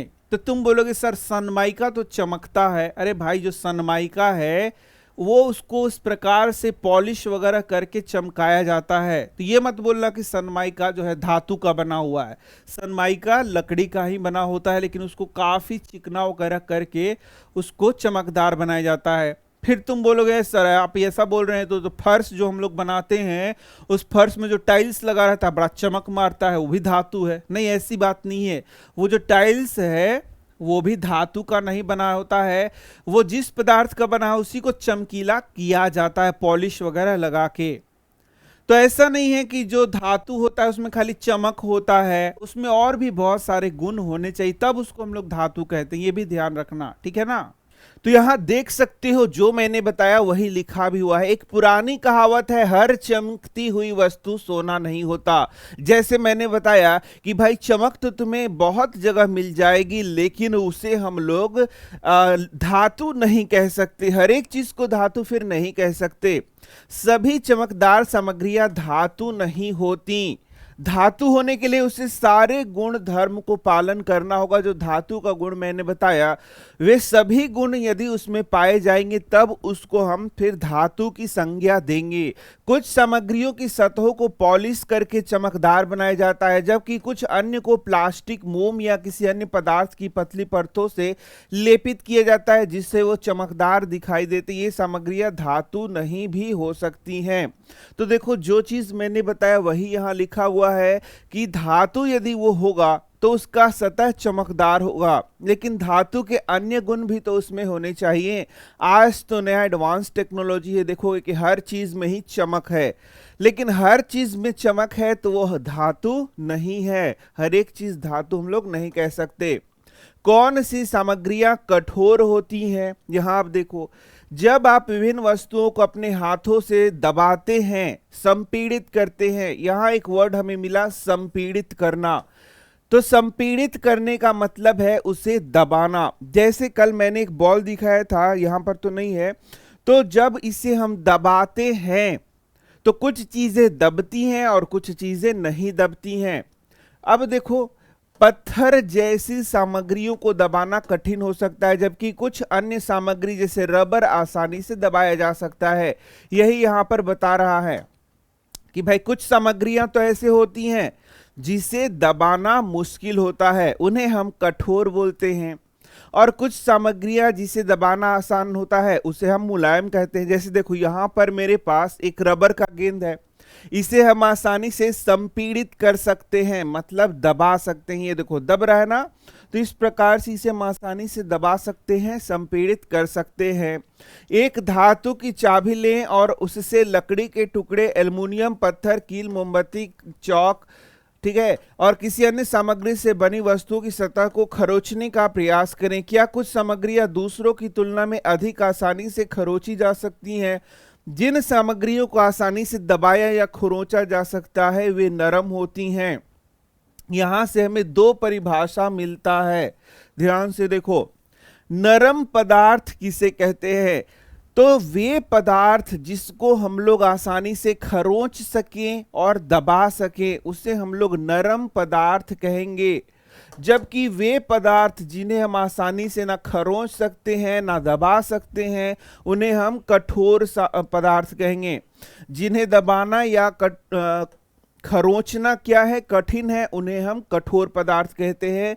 तो ये दो परिभाषाएं तुमसे पूछी जा सकती हैं कि नरम पदार्थ किसे कहेंगे, तो जिसे खरोंचना और दबाना आसान है उसे नरम पदार्थ कहेंगे। कठोर पदार्थ किसे कहेंगे? जिसे खरोंचना और दबाना मुश्किल है उसे हम कठोर पदार्थ कहते हैं। तथापि यह गुण सापेक्ष है। उदाहरण के लिए रबर स्पंज से कठोर होता है लेकिन लोहे से नरम होता है। अब यहां पर ये जो टर्म्स हम लोग यूज कर रहे हैं वो दो चीजों की तुलना करने के लिए किया जाता है। जैसे कि हम बोलेंगे कि जो पत्थर है वह रबड़ से ज्यादा कठोर है लेकिन लोहा से कम कठोर है, ऐसा हम लोग कुछ बोल सकते हैं। दो चीजों की तुलना कर सकते हैं या दो से अधिक चीजों की तुलना करने के लिए ये ज्यादा उपयोग में ला सकते हैं। आइए अवलोकन करें, फिर से अवलोकन करना है। क्या बोलता है? कठोर अथवा नरम वस्तुएं, सामग्री जिससे वे बने हैं। ईंट कैसा है? तो कठोर होता है। अब ये तुम खुद करना कि ईंट कठोर होगा, पक्की मिट्टी से बनेगा, ठीक है। जल का बोतल है वो क्या होता है, प्लास्टिक से बना होता है और नरम है, वो दब जाएगा आसानी से। तकिया क्या होगा, नरम होगा, रुई से बना होगा, कपड़े से बना होगा। गिलास, यदि तुम्हारे पास शीशे का गिलास है, लोहे का गिलास है, मतलब ये स्टील का गिलास है, तो वो कठोर होगा और वो स्टील से बना होगा या फिर शीशा से बना होगा। जो मेज है वो लकड़ी से बना होगा और उतना ज्यादा वो कठोर नहीं होगा, वो कम कठोर होगा, ठीक है, लोहे से कम कठोर होगा। स्वेटर, स्वेटर मुलायम होगा, तुम जानते हो ऊन से बना होता है। और इसी प्रकार से बहुत सारे सामग्रियों को हम लोग ले सकते हैं। मैं बोलता रहा हूं ना, ये कक्षा 6 का सबसे साधारण सा चैप्टर है, जिसे उतना मेहनत से नहीं पढ़ना है, बहुत आसानी से खुद भी पढ़ोगे तो समझ में आ जाएगा। तालिका 6.3 में उल्लिखित वस्तुओं को एक एक करके ले, अनुभव करें कि ये वस्तुएं कठोर हैं या नरम, पता लगाएं कि वे किस सामग्री से बनी है, अपना अवलोकन को लिखें। अपने अवलोकन की तुलना अपने मित्रों के अवलोकनों से करें और चर्चा करें। आपने सीखा कि सामग्रियों में अलग अलग गुण हो सकते हैं, जैसे चमक हो सकता है, बहुत से पदार्थ में प्राकृतिक चमक होगा, ठीक है। दूसरा, कठोरता हो सकता है, कुछ पदार्थ कठोर हो सकते हैं, कुछ कोमल हो सकते हैं। कोमलता हो सकता है, सबका आकार अलग अलग हो सकता है, सबका रंग अलग अलग हो सकता है। जिस सामग्री से बने हैं सब में अलग अलग सामग्रियां हो सकती हैं। तो इस प्रकार से सब यहां पर लिखा जा रहा है। आगे बढ़ते हैं। आगे बोल रहा है, उन सामग्रियों का पता लगाएं जिनके आर पार हम देख सकते हैं और वे सामग्रियां जिनके आर पार हम नहीं देख सकते। तो अब कुछ नई सामग्रियों के बारे में बात कर रहा है। हम देखते हैं बहुत सारी ऐसी सामग्रियां हैं जिसके आर पार हम आसानी से देख सकते हैं। कुछ सामग्रियां हैं जिनके आर पार देखना थोड़ा सा मुश्किल होता है और कुछ ऐसी सामग्रियां हैं जिसके आर पार हम बिल्कुल भी नहीं देख सकते। तो ये 3 प्रकार की सामग्रियां यहां पर बता रहा है। ध्यान से हम लोग देखते हैं, यहां भी देखना। ये देखो, यदि यहां पर देखा जाए तो यदि शीशे से देखोगे तो साफ साफ दिखेगा, यहां भी शीशे से देखोगे तो साफ साफ दिखेगा, लेकिन लकड़ी के पीछे देखोगे तो साफ साफ तुम्हें नहीं दिखाई देगा। तो इस प्रकार से हमें 3 प्रकार की वस्तुएं प्राप्त होती हैं। एक को कहते हैं पारदर्शी, ट्रांसपेरेंट। पारदर्शी वैसे पदार्थ होते हैं जिसके आर पार आसानी से हम लोग देख सकते हैं। जैसे तुम्हारा चश्मा भी क्या है, पारदर्शी, हम आसानी से आर पार देख सकते हैं। कुछ पदार्थ ऐसे होते हैं जिसे पारभासी कहते हैं। जैसे कि एक कागज लो, कागज में तुम बटर लगा दो या तेल लगा दो और फिर उसको देखोगे तो थोड़ा थोड़ा चीज तुम्हें दिखेगा। पतला कागज होना चाहिए, याद रखना। और या फिर तुम्हारे पास बटर पेपर है तो उसको भी ले सकते हो, उससे भी चीजों को देखोगे। या फिर और एक चीज कर सकते हो, तुम्हारे पास शीशा है, पारदर्शी शीशा है, उस पर तेल लगा दो फिर देखो, तो तुम्हें कुछ कुछ चीज दिखेगा और कुछ कुछ नहीं दिखेगा, यानी पूरा क्लियर नहीं दिखेगा। वैसे पदार्थ को हम लोग पारभासी कहते हैं। और वैसे पदार्थ जिसका तो कुछ दिखता ही नहीं है, जैसे यहां पर मान लो मेरे पास बुक है, देखो तुम्हारा ही बुक है, कक्षा 6 का बुक है, ये इंग्लिश मीडियम है। यदि मैं ऐसे देखूं तो मुझे कुछ भी नहीं दिख रहा, तो ये क्या हो गया, ये हो गया अपारदर्शी पदार्थ। तो 3 प्रकार के पदार्थ मैंने बताए, पारदर्शी, फिर पारभासी और फिर अपारदर्शी। तो ये 3 प्रकार के पदार्थ तुम्हें अपने अगल बगल देखने को मिलेंगे। जिन सामग्रियों के आर पार देखा जा सकता है उन्हें हम लोग पारदर्शी कहते हैं, यानी ट्रांसपेरेंट कहते हैं। ये पहला परिभाषा हमें मिल गया। देखा तुमने, काफी सारे क्वेश्चंस इस चैप्टर से भी बन रहे हैं, ऐसा नहीं कि कुछ बन ही नहीं रहा है। कांच, जल, हवा, सेलोफेन, कागज इत्यादि पारदर्शी के उदाहरण। यहां पर बड़ा इंपॉर्टेंट बन रहा है जल। जल कैसा होता है, तो हम बोलेंगे पारदर्शी। जल पारदर्शी होता है। अब देखो, तुम्हारे और मेरे बीच यहां हवा है। तुम जो मोबाइल देख रहे हो और मुझे देख रहे हो, मोबाइल में मुझे देख रहे हो, और जो तुम बैठे हुए हो उसके बीच में भी हवा है। तो क्या मैं दिख रहा हूं? बिल्कुल दिख रहा हूं।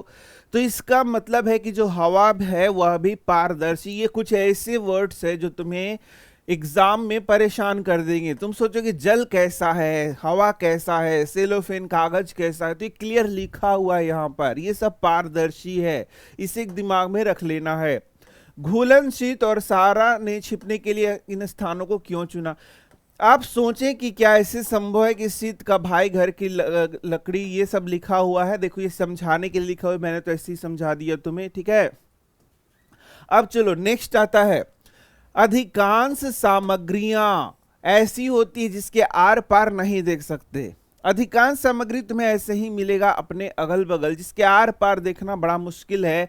इन्हें हम लोग अपारदर्शी कहते हैं। इन्हें क्या कहते हैं? ओपेक वस्तु कहते हैं। ओपेक मतलब जिसके आर पार हम लोग नहीं देख पाएंगे, ठीक है। तो ये भी एक क्वेश्चन तुम्हारा बन रहा है, अपारदर्शी किसे कहते हैं। लेकिन कुछ सामग्रियां ऐसे होती हैं जिसमें कुछ कुछ दिखता है और कुछ नहीं दिखता, मतलब पूरा क्लियर आर पार नहीं दिखता, तो उसे हम लोग पारभासी कहते हैं, ट्रांसल्यूसेंट कहते हैं। जिन सामग्रियों के आर पार स्पष्ट नहीं दिखता, यही लिखना है, स्पष्ट नहीं दिखता। जिन सामग्रियों के आर पार स्पष्ट नहीं देखा जा सकता उन्हें पारभासी कहा जाता है। जो बटर पेपर है, फ्रॉस्टेड कांच पारभासी सामग्रियों के उदाहरण है। तो ये वर्ड्स हमें याद रखना है, फ्रॉस्टेड कांच, बटर पेपर, ये एग्जाम में पूछे जाएंगे। अब देखो एग्जाम में कैसे क्वेश्चन पूछा जाएगा। यहां पर दो कॉलम बना दिया जाएगा, पारदर्शी, पारभासी, और एक लिख दिया जाएगा अपारदर्शी, और यहां कुछ उदाहरण दे दिए जाएंगे। तुम्हें बोला जाएगा कि इसका मिलान करिए, कौन पारदर्शी है, कौन अपारदर्शी है और कौन पारभासी है। तो इस प्रकार से ये उदाहरण तुम्हें याद रखना हो। जैसे फ्रॉस्टेड कांच तो तुमने कभी सुना भी नहीं है जिंदगी में, तो अब तुम कंफ्यूज हो जाओगे ये क्या होता है, ये पारदर्शी होता है कि पारभासी होता है। इसलिए इसे याद कर लो, जैसे मैंने बताया ये सब याद कर लेना है। तो इस प्रकार से हम लोगों ने 3 प्रकार की अन्य वस्तुओं को यहां पहचाना। अब देखो कुछ और चीज बोल रहा है।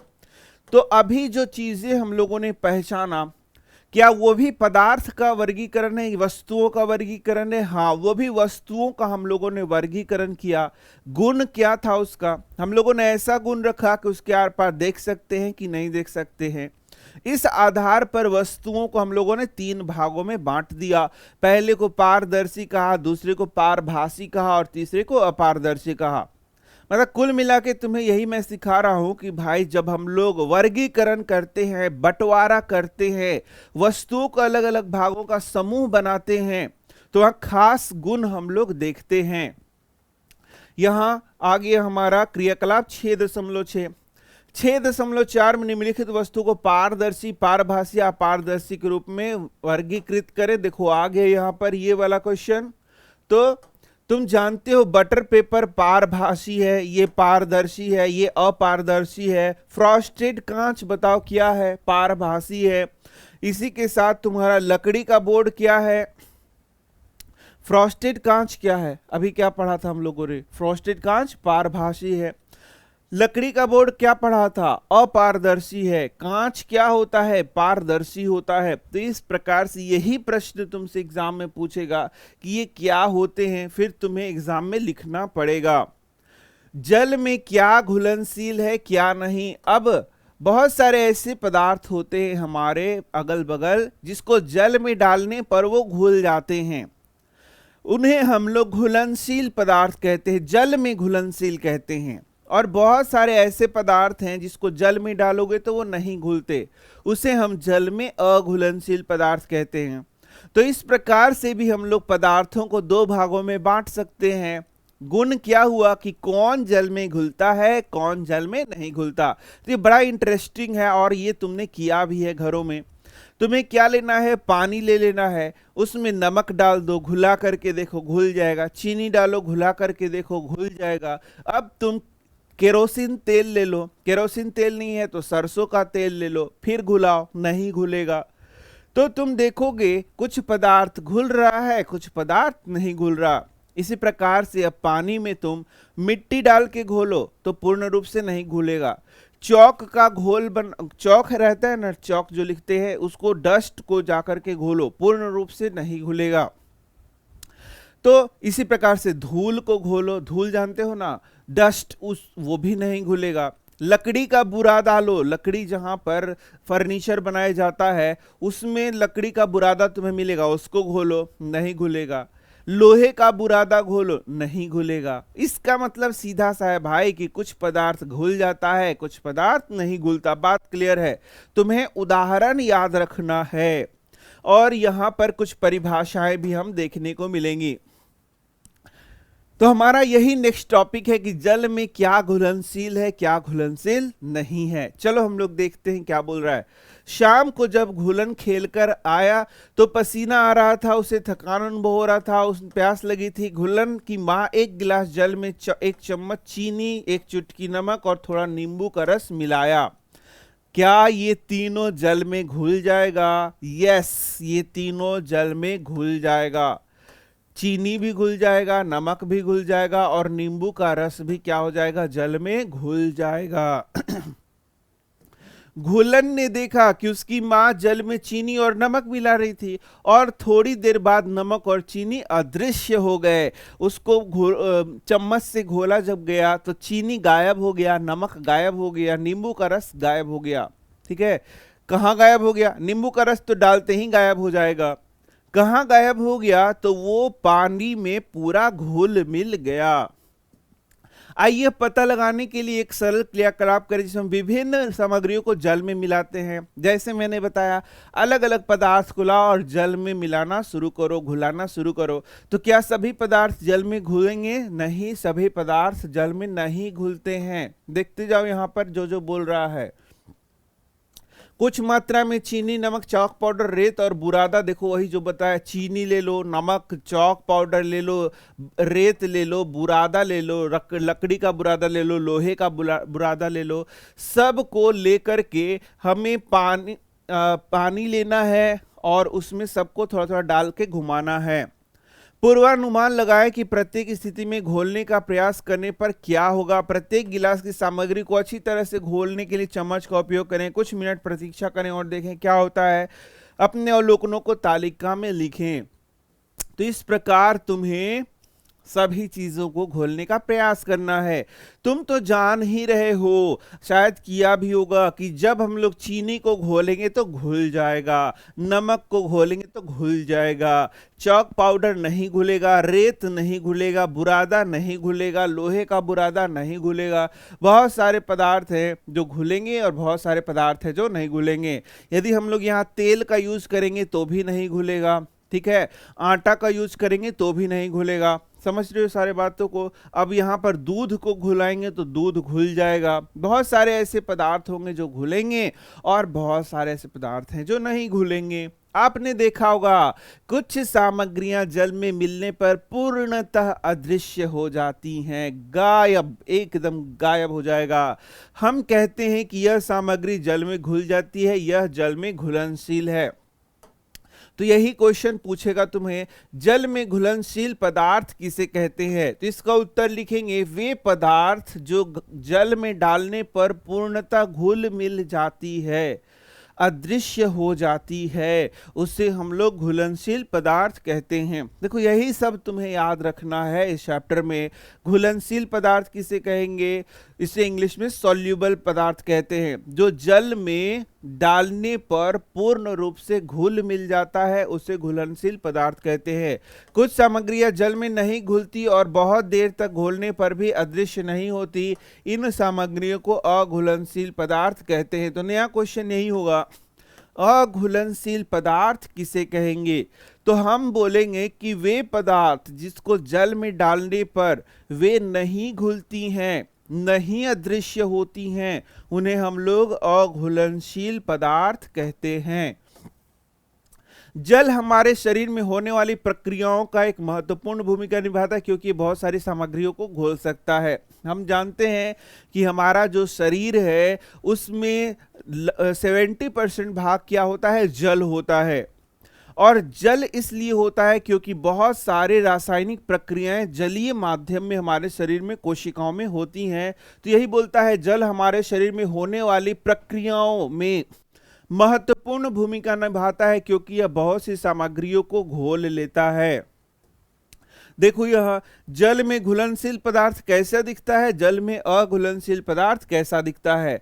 तुमने यह जल में मिट्टी को डाला तो पूर्ण रूप से नहीं घुलेगा और ऐसा देखने को मिलेगा। आगे बढ़ते हैं। आप स्वयं ओआरएस बनाएं। ओआरएस जो तुम देख सकते हो, ओरल डिहाइड्रेशन सॉल्यूशन हम लोग बनाते हैं। सबसे पहले तो ओआरएस का फुल फॉर्म एग्जाम में पूछेगा। ओआरएस का फुल फॉर्म क्या है, तो हम बोलेंगे ओरल। ओरल मतलब मुंह से लेने वाला। डिहाइड्रेशन मतलब पानी की कमी पर लेने के लिए, जैसे कि दस्त हो जाता है, उल्टी हो रहा है, तो उस समय हम लोग ओआरएस लेते हैं। सॉल्यूशन जो हम लोगों ने सॉल्यूशन बनाया यहाँ पर, उसको हम लोग लेते हैं। तो ओआरएस क्या हो गया, ओरल डिहाइड्रेशन सॉल्यूशन। इसका उपयोग दस्त या अन्य रोगों के कारण हुई पानी की कमी के उपचार के लिए किया जाता है। यह क्वेश्चन तुमसे पूछेगा कि ओआरएस का उपयोग क्यों करते हैं, तो हम बोलेंगे यदि दस्त हो गया, उल्टी हो गया, उसके कारण हमारे शरीर में पानी की कमी होती है, डिहाइड्रेशन हो जाता है। तो पानी की कमी को पूरा करने के लिए अन्य जो साल्ट है, जो साल्ट हमारे शरीर से बाहर निकल गए, उसकी पूरे कमी को पूरा करने के लिए हम लोग ओआरएस का घोल लेते हैं। ये ओआरएस पैकेट प्राथमिक स्वास्थ्य केंद्रों और बाजार में भी उपलब्ध हो जाते हैं। ठीक है, प्रत्येक पैकेट को 1 लीटर जल में घोलकर उपयोग किया जाता है। यदि यह उपलब्ध नहीं है तो उबालकर ठंडे किए गए 1 लीटर जल में 6 चम्मच चीनी, आधा चम्मच नमक, घर पे ही ओआरएस तैयार। ये क्वेश्चन तुमसे पूछेगा घर पे ओआरएस कैसे तैयार कर सकते हैं, तो यहां जो लिखा है इसे हम लोग लिख सकते हैं। पहले पानी को उबाल करके ठंडा कर लेना है अपने अनुसार। यहाँ 1 लीटर लिखा है, आधा लीटर भी ले सकते हैं। उसमें हमें यदि 1 लीटर लिया है तो 6 चम्मच चीनी चाहिए और आधा चम्मच नमक चाहिए। यदि आधा लीटर लिया है तो उसी हिसाब से नमक और चीनी मिलाएंगे, हमारा ओआरएस तैयार हो जाएगा। तो इस तरीके से ये ओआरएस डिहाइड्रेशन के समय लिया जा सकता है। क्या तेल, सिरका, शहद जैसे द्रव जल में घुल जाते हैं, आइए पता लगाते हैं। तो ये हम लोगों ने तो पहले भी बात किया कि जो तेल होता है वो जल में घुलनशील नहीं होता। सिरका जल में घुल जाएगा, शहद भी जल में घुल जाएगा। इसका मतलब बहुत सारे ऐसे द्रव हैं जो जल में घुलते हैं और बहुत सारे द्रव हैं जो जल में नहीं घुलते हैं। जैसे यदि हम लोग नील की बात करें तो नील को पानी में डालोगे तो वो घुल जाता है। रंग की बात करें तो रंग को पानी में डालते हैं, पानी वाला रंग, तो रंग क्या हो जाएगा, घुल जाएगा। दूध को पानी में डालेंगे तो पानी में घुल जाएगा। लेकिन बहुत सारे ऐसी चीजें हैं जो कि पानी में नहीं घुलते हैं। अब देखो जल में विद्यमान गैस के विषय में क्या कह सकते हैं, यहां पर हमारा एक क्वेश्चन बन सकता है। यहां हम देख सकते हैं ये जलीय जंतु है, जैसा तुम देख सकते हो। तो ये जो जलीय जंतु है ये ऑक्सीजन कैसे प्राप्त करता है, तो हम बोलेंगे जल में घुले हुए ऑक्सीजन को प्राप्त करता है। यहाँ पर जल में जो घुला हुआ है ऑक्सीजन या CO2, उसी को जलीय जीव प्राप्त करते हैं। जैसे जो जलीय पौधे हैं वो जल में घुले हुए CO2 को लेते हैं। जो जलीय जंतु जैसे मछली है, जल में पानी में ऑक्सीजन घुला हुआ होता है उसको लेता है। तो यहाँ से खास बात हमें समझने को मिला कि जो पानी है उसमें ऑक्सीजन घुला हुआ रहता है, जो पानी है उसमें CO2 भी घुला हुआ रहता है। इसका मतलब जो पानी है वो द्रव है और ये दोनों गैस है, तो द्रव में गैस भी क्या हो सकता है, घुला मिला होता है। इसी प्रकार से जो तुम लोग वातित पेय पीते हो, जैसे कोका कोला पीते हो, थम्स अप पीते हो, तो उसमें CO2 घुला हुआ होता है, इसलिए बहुत मजा भी आता है तुम्हें पीने में। जरूर तुमने पिया होगा। यहां देखना क्या बोल रहा है, कुछ द्रव जल में पूरी तरह मिल जाते हैं, कुछ द्रव जल के साथ मिश्रित नहीं होते और कुछ समय के लिए रख देने पर एक अलग परत बना लेते हैं। इसी प्रकार कुछ गैसें जल में घुलनशील होती हैं जबकि अन्य नहीं। यहाँ पर हम लोग देखते हैं कि पदार्थ अलग अलग प्रकार के होते हैं, कुछ ठोस होते हैं, कुछ द्रव होते हैं, कुछ गैस होते हैं। जैसे यदि चीनी की बात करें तो चीनी क्या है, ठोस है। यदि हम लोग द्रव में यदि हम लोग मान लो कि पानी की बात करें तो पानी क्या है, द्रव है। ठीक है, और यदि हम लोग ऑक्सीजन की बात करें तो ऑक्सीजन क्या है, गैस है। ऑक्सीजन क्या हो गया, यहां पर गैस हो गया। गैस हो गया। तो इस तरीके से ठोस, द्रव और गैस हमें देखने को मिलते हैं अपने अगल बगल। इसके बारे में आगे के चैप्टर्स में तुम्हें विस्तृत पढ़ाया जाएगा कि कुछ वस्तुओं को हम लोग ठोस कहते हैं, कुछ को द्रव कहते हैं, कुछ को गैस कहते हैं। तो वही यहाँ पर तो लिख दिया गया है। क्या लिखा है ध्यान से देखो, फिर से हम लोग पढ़ लेते हैं। बोल क्या रहा है, कुछ द्रव जल में पूरी तरह मिल जाते हैं। जैसे हम लोगों ने नील की बात की थी, पानी में नील को डालोगे पूरा तरीका से घुल जाएगा। पानी में यदि दूध को डालेंगे तो पूरा तरीका से घुल मिल जाएगा। लेकिन कुछ द्रव जल के साथ मिश्रित नहीं होते, जैसे तेल को डालेंगे तो वो मिश्रित नहीं होगा, कुछ समय के लिए रख देने पर अलग परत बना लेगा। तेल जब डालोगे तो तुम देखोगे कि पानी नीचे आ जाएगा और तेल का जो ऊपर है एक परत तुम्हें देखने को मिलेगा। इस प्रकार से वह अघुलनशील होता है। इसी प्रकार कुछ गैसें जल में घुलनशील होती है जबकि अन्य नहीं। कुछ गैस जल में घुलेगा और कुछ नहीं। ऑक्सीजन गैस जल में घुल जाता है, ये भी क्वेश्चन याद रखना। यह जल में रहने वाले जंतुओं और पौधों के लिए, अस्तित्व के लिए बहुत महत्वपूर्ण है। तो एक क्वेश्चन पूछेगा तुमसे कि जो जलीय जंतु हैं ऑक्सीजन कैसे ग्रहण करते हैं। हम उत्तर देंगे कि जल में घुले हुए ऑक्सीजन को वो ग्रहण करते हैं, क्योंकि जो जल है उसमें ऑक्सीजन घुला हुआ रहता है, उसी को वो वहां से लेते हैं और उपयोग में लाते हैं। अब यहां से नेक्स्ट हमारा टॉपिक आता है। तो चलो बढ़ते हैं अपने नेक्स्ट टॉपिक की ओर और बोलता है कौन कितना हल्का है, कौन कितना भारी है। यानी वजन की यहां पर बात की जा रही है। क्या बोल रहा है, 3 कागज के एक जैसे कप या कटोरे ले, प्रत्येक कप को उपलब्ध सामग्रियों आधा भरें। जो जो सामग्री तुम्हारे पास है उसको आधा भर लेना है। कितना भरना है, आधा ही भरना है, बराबर भरना है। और सबको हम लोग को मेजर करना है, मापना है, फिर देखना है कौन चीज भारी होता है, कौन चीज हल्का होता है। यदि तुमने रुई भरा है तो बताओ वो हल्का है कि भारी है, बहुत हल्का है।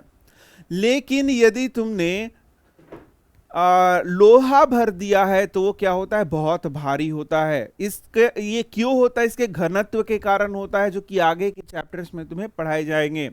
एक कप में जल भर लो, इसे क के रूप में चिन्हित करें। दूसरा में रेत भरो, इसे ख से निरूपित करो। तीसरा में कंकड़ भरो, इसे ग से निरूपित करो। पूर्वानुमान लगाएं कि कौन सा भारी होगा और कौन सा हल्का होगा। कहने का मतलब है कि समान पदार्थ लेना है, आधा आधा कप या आधा आधा गिलास या आधा आधा डब्बा, ठीक है। तुम बताओ कि इसमें तुम्हें कौन सबसे भारी लग रहा है। तो हम तो ऐसे ही जवाब दे सकते हैं कि भाई कंकड़ इसमें सबसे भारी लग रहा है। क्यों भारी लगता है, क्योंकि इसका घनत्व ज्यादा होता है, आगे पढ़ाया जाएगा तुम्हें। जबकि जो जल है वो हल्का लगेगा, रेत उससे थोड़ा भारी लगेगा, ठीक है। तो इस प्रकार से हम यहाँ पर इसको अनुमान लगा सकते हैं। अब देखते हैं हमारा अनुमान सही है कि गलत है। कब देखें, कैसे देखेंगे, तो इसको अब तौल लेंगे। तौलने के पश्चात हम लोग यहाँ पर कंफर्म हो जाएंगे। तो कैसे तौला जाता है भाई, तो इसको तौलने के लिए भी हम लोग को मात्रक यूज करना पड़ता है। जैसे यहाँ पर जो SI मात्रक है वह केजी है, इसका उपयोग कर सकते हैं केजी का, या फिर ग्राम का उपयोग कर सकते हैं। ग्राम में इन लोगों को तौला जा सकता है। तो इनको वजन करेंगे, इसी को हम लोग द्रव्यमान कहते हैं। यानी इनका हम लोग द्रव्यमान निकालते हैं या फिर मास कहते हैं। इसका मास हम लोग निकालते हैं, मास। तो जब हम लोग द्रव्यमान निकाल लेंगे तो हमें तो क्लियर हो जाएगा कि कौन चीज भारी है, कौन चीज हल्का है। यदि इसी में मान लो रुई तुमने रखा होता तो कौन सा हल्का होता, रुई काफी हल्का होता। कपड़ा रखा होता तो कपड़ा भी हल्का होता तुलनात्मक रूप से लोहे से।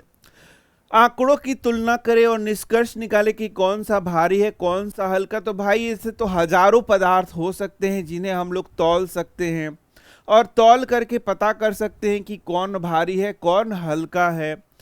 निकाले कौन सा हल्का है, कौन भारी है। क्रियाकलाप 6.8 के आधार पर हम कह सकते हैं कि कोई सामग्री भारी या कोई हल्की है, इसका पता द्रव्यमान नामक गुण से माप किया जाता है। ये हमें सिखा रहा है कि हम यहाँ पर क्या निकालते हैं, द्रव्यमान निकालते हैं, जिसे इंग्लिश में हम लोग मास कहते हैं। और इसको हम लोग SI मात्रक केजी में वर्णन करते हैं, केजी, या फिर हम लोग इसको ग्राम में भी वर्णन करते हैं। तुम रोज यूज करते हो। 1 केजी चावल, 2 केजी गेहूं, 3 केजी आलू, 4 केजी टमाटर, तो केजी वर्ड यूज करते हैं, यानी उसका द्रव्यमान मापते हैं। कभी कभी बोलते हो 50 ग्राम धनिया, 100 ग्राम सरसों, ऐसे ग्राम को भी हम लोग यूज करते हैं। तुम्हें पता होना चाहिए कि 1000 ग्राम बराबर 1 किलोग्राम होता है, ये भी तुम देख सकते हो। तो यहाँ पर द्रव्यमान के द्वारा हम लोग पता करते हैं। अब यहाँ पर उसका आयतन समान है। आयतन मतलब आधा आधा डब्बा लिया है हम लोगों ने, या आधा या एक डब्बा लिया है। आयतन मतलब कितना वो जगह घेर रहा है, उस प्रकार से उसको हम लोग आयतन कहते हैं। तो आयतन के बारे में आगे और डिटेल हम लोग पढ़ने वाले हैं। अब देखो यहाँ क्लियर लिखा हुआ है, जो सामग्री भारी होती है, तो हम कैसे पता करते हैं कि वह भारी है कि हल्का है? तो यहां पर हम उसका द्रव्यमान को निकालते हैं, उसके वजन को तौलते हैं। जब उसको वजन को तौलेंगे हम लोग, किस चीज पे तौलते हैं भाई? तराजू पर तौलते हैं, या फिर जो डिजिटल तराजू होता है उसके द्वारा तौलते हैं। तो हमें पता चल जाता है कि भाई इसका वजन कितना है। फिर दो चीजों को हम कंपेयर कर सकते हैं, बोल सकते हैं कि ये भारी है और ये क्या है? आसान है। जैसे यदि तुम्हारे पास 5 केजी चीनी हो और 1 केजी चीनी हो, तो कौन भारी होगा? 5 केजी वाला भारी होगा और 1 केजी वाला हल्का होगा। यही यहां पर बताया जा रहा है। उसका द्रव्यमान अधिक होता है और जो हल्की होती है उसका द्रव्यमान कम होता है। तो कंपेयर भी कर सकते हैं, कौन भारी है कौन हल्का है। ठीक है, तो यहां पर एक और खास चीज हम लोग देखते हैं, वह होता है आयतन। आयतन क्या होता है? कोई वस्तु जितना जगह घेरता है उसी को उसका क्या कहते हैं? आयतन। कितना स्थान उसने घेरा है वही क्या कहलाता है? उसका आयतन। तो यदि आयतन देखा जाए तो आयतन से रिलेटेड काफी चीजें यहां पर बताई गई हैं। अब थोड़ा सा एक और वर्ड यहां पर हम लोग पढ़ लेते, उसके बाद आगे बढ़ेंगे। क्या बोलता है? बोलता है कि सामान्य भाषा में द्रव्यमान के लिए भार का भी वर्ड उपयोग किया जाता है। भार भी हम लोग बोलते हैं, लेकिन याद रखो भार गलत वर्ड है, भार हमें यूज नहीं करना चाहिए। आगे की क्लासेस में पढ़ोगे, जो द्रव्यमान है और भार है वो दोनों एकदम अलग अलग चीज होते हैं, क्योंकि यह भार से निर्धारित होता है। आप उच्च कक्षाओं में द्रव्यमान और भार तथा इसके संबंध के विषय में पढ़ेंगे। आगे की कक्षाओं में पढ़ेंगे कि भार और द्रव्यमान दो अलग अलग चीजें हैं। हालांकि जो डेली यूज है उसमें तो हम लोग भार वर्ड यूज करते ही हैं, लेकिन ये बिल्कुल ही गलत है विज्ञान के दृष्टिकोण से। तो चलो, जैसा मैं बता रहा था, हम लोग आ गए अपने टॉपिक की ओर, और ये है आयतन। स्थान और आयतन क्या बोलता है, ध्यान से समझो, और इसको फिर रिलेट करेंगे हम लोग द्रव्यमान से भी। चलो यहां देखो, अगले दिन शिक्षिका विद्या जी, यहाँ विद्या जी हैं, यहाँ हरि सर है। मैंने बता दिया था कि विज्ञान के शिक्षक हैं। सभी विद्यार्थी खड़े होकर उनका अभिवादन करते हैं। जैसे ही विद्या जी कक्षा में आती है, विद्या मैम कक्षा में आती है, सभी विद्यार्थी खड़े हो जाते हैं, अभिवादन करते हैं। वे अभिवादन स्वीकार करती हैं और विशेष प्रयोजन से कहती हैं, कृपया अपना बस्ता अपनी सीटों पर रखिए और बैठ जाएं। अपना बस्ता, अपना बैग को सीट पर रख के और उस पर बैठ जाएं। बच्चे आश्चर्यचकित करते हैं कि भाई ये क्या बात हो रहा है। यहां देखो, सीटों पर बस्ता होने के कारण विद्यार्थी बैठ नहीं पाते। शिक्षिका विद्या पूछती है, आप बैठ क्यों नहीं पा रहे? विद्यार्थी जवाब देते हैं, बैठने के लिए स्थान नहीं है, क्योंकि बस्ते ने स्थान को घेर लिया है। और यहीं से हमारा आयतन का कॉन्सेप्ट आता है। ठीक है, कि भाई जिस स्थान पे हमें बैठना था उस स्थान पे बैग ने जगह को घेर लिया है, तो हम कैसे बैठे, ये वहां बोला जाता है। क्या बात कह रहा आगे? बातचीत जारी रखते हुए दो विद्यार्थियों को कांच के 2 समान गिलास देती हैं और उन्हें उनकी बोतलों से बचा हुआ जल क्रमशः गिलास में डालने को कहती हैं। कांच के गिलास में जल डालने पर विद्यार्थी देखते हैं कि एक गिलास जल से आधा भर जाता है, जबकि दूसरा गिलास पूरा भर जाता है। अब वो एक और क्रियाकलाप कराती हैं। देखो, कक्षा में इस तरीके से क्रियाकलाप कराने से हमें काफी ज्यादा समझाने में आसान पड़ता है। देखो, एक कांच का गिलास है, उसमें एक बोतल में जो पानी था उसको डाला गया तो ये आधा ही भरता है। दूसरा कांच का गिलास था, इसमें जब बोतल का पानी डाला गया तो ये पूरा भर गया। क्या यहां पर बताया जा रहा है? दोनों गिलासों में जल का स्तर अलग अलग क्यों है? एक में आधा है, एक में भरा हुआ है। मैडम विद्या ने विस्तार पूर्वक समझाया कि दोनों गिलासों की क्षमता समान है, प्रत्येक स्थिति में जल का स्तर अलग अलग है, जो इंगित करता है कि प्रत्येक गिलास में जल की मात्रा अलग अलग है। देखो, दोनों सेम गिलास है, जितना इसमें कोई पदार्थ आ सकता है उतना ही इसमें, जैसे पानी की बात की जा रही है, लेकिन यहां पर इसमें आधा भरा हुआ है, यहां पर पूरा भरा हुआ है। इससे हम ये मीनिंग लगाते हैं कि इसमें पानी की कम मात्रा है और इसमें पानी की ज्यादा मात्रा है। साफ साफ तो दिख रहा है इसमें पानी कम है, इसमें पानी ज्यादा है। इसमें तो कोई दिमाग लगाने वाला बात ही नहीं है कि भाई एक में पानी कम है और दूसरे में पानी ज्यादा है। पहले गिलास में जल कम स्थान घेरता है, यदि कम पानी है तो कम स्थान घेरता है, और दूसरे गिलास में जो यह दर्शाती कि इस गिलास में जल की मात्रा दूसरे गिलास से तुलना में कम है। तो पहला वाला जो गिलास है उसमें पानी कम है, तो स्थान क्या घेर रहा है? कम घेर रहा है। ठीक इसी प्रकार से हम लोग बैग भी देख सकते हैं। बैग को जो रखा था, यदि छोटा बैग रहता तो कम स्थान घेरता, बड़ा बैग रहता तो ज्यादा स्थान घेरता, और बड़ा बैग रहता तो और स्थान घेरता। समझ पा रहे हो ना ये सब चीजें? कि जो छोटी वस्तुएं हैं वो कम स्थान घेरेंगी। जैसे देखो ये इतना स्थान घेर रहा है, इससे बड़ी वस्तु देखो ये इतना स्थान घेर रहा है, मतलब इतना स्थान इसने कब्जा करके रखा है। और यदि और इससे बड़ा वस्तु रखेंगे तो और स्थान को घेरेगा। स्थान घेरना मतलब उस स्थान में और दूसरा चीज हम लोग नहीं रख सकते। समझ रहे हो ना, कितना आसान चीज है। जल द्वारा घेरा गया स्थान जल का आयतन दर्शाता है। तो यहीं से हमारा आयतन का परिभाषा भी मिलता है कि कोई पदार्थ जितना स्थान घेरती है उसे उसका आयतन कहते हैं। कोई पदार्थ जितना स्थान घेरता है उसे उसका आयतन कहते हैं। तुम्हें बताना है अब यहां पर किसका आयतन ज्यादा होगा, दिमाग लगा के बताना किसका आयतन ज्यादा होगा। मेरे पास 1 केजी रुआ है, रुई 1 केजी, और 1 केजी लोहा का टुकड़ा है। कौन स्थान ज्यादा घेरेगा? तो तुम देखोगे जब रुई हम लोग रखेंगे 1 केजी रुई, तो इतना बड़ा स्थान वो घेरेगा। 1 केजी रुई के लिए तुम्हें कम से कम तो इतना स्थान चाहिए, मतलब इतना बड़ा बैग, मैं तो छोटा ही बना रहा हूं, इतना बड़ा बैग भरेगा तब 1 केजी रुई यहां पर आएगा। इतना बड़ा बैग भरेंगे तब 1 केजी रुई आएगा। लेकिन यदि लोहे की बात करें, कितना लोहा भरना पड़ेगा? यहां देखना, काला रंग का लोहा, तो इतना सा लोहा, ये देखो, ये इतना सा लोहा मेरा 1 केजी हो जाएगा। देखा तुमने कैसे हम लोगों ने सीखा? यहां देखो क्या हम लोगों ने सीखा कि यह है 1 केजी रुई और ये 1 केजी लोहा, दोनों 1 केजी हैं, वजन सेम है। तो किसने ज्यादा जगह छेका? तो रुई ने ज्यादा जगह घेरा या छेका, और इस लोहे ने कम जगह छेका या कम जगह लिया। तो इसका मतलब है कि रुई का आयतन क्या है? ज्यादा है, और लोहे का आयतन यहां पर क्या है? कम है। आयतन क्यों कम है? क्योंकि थोड़ा सा जगह इसने घेरा है, थोड़ा सा जगह घेरा है, और इसने बहुत बड़ा जगह घेरा है।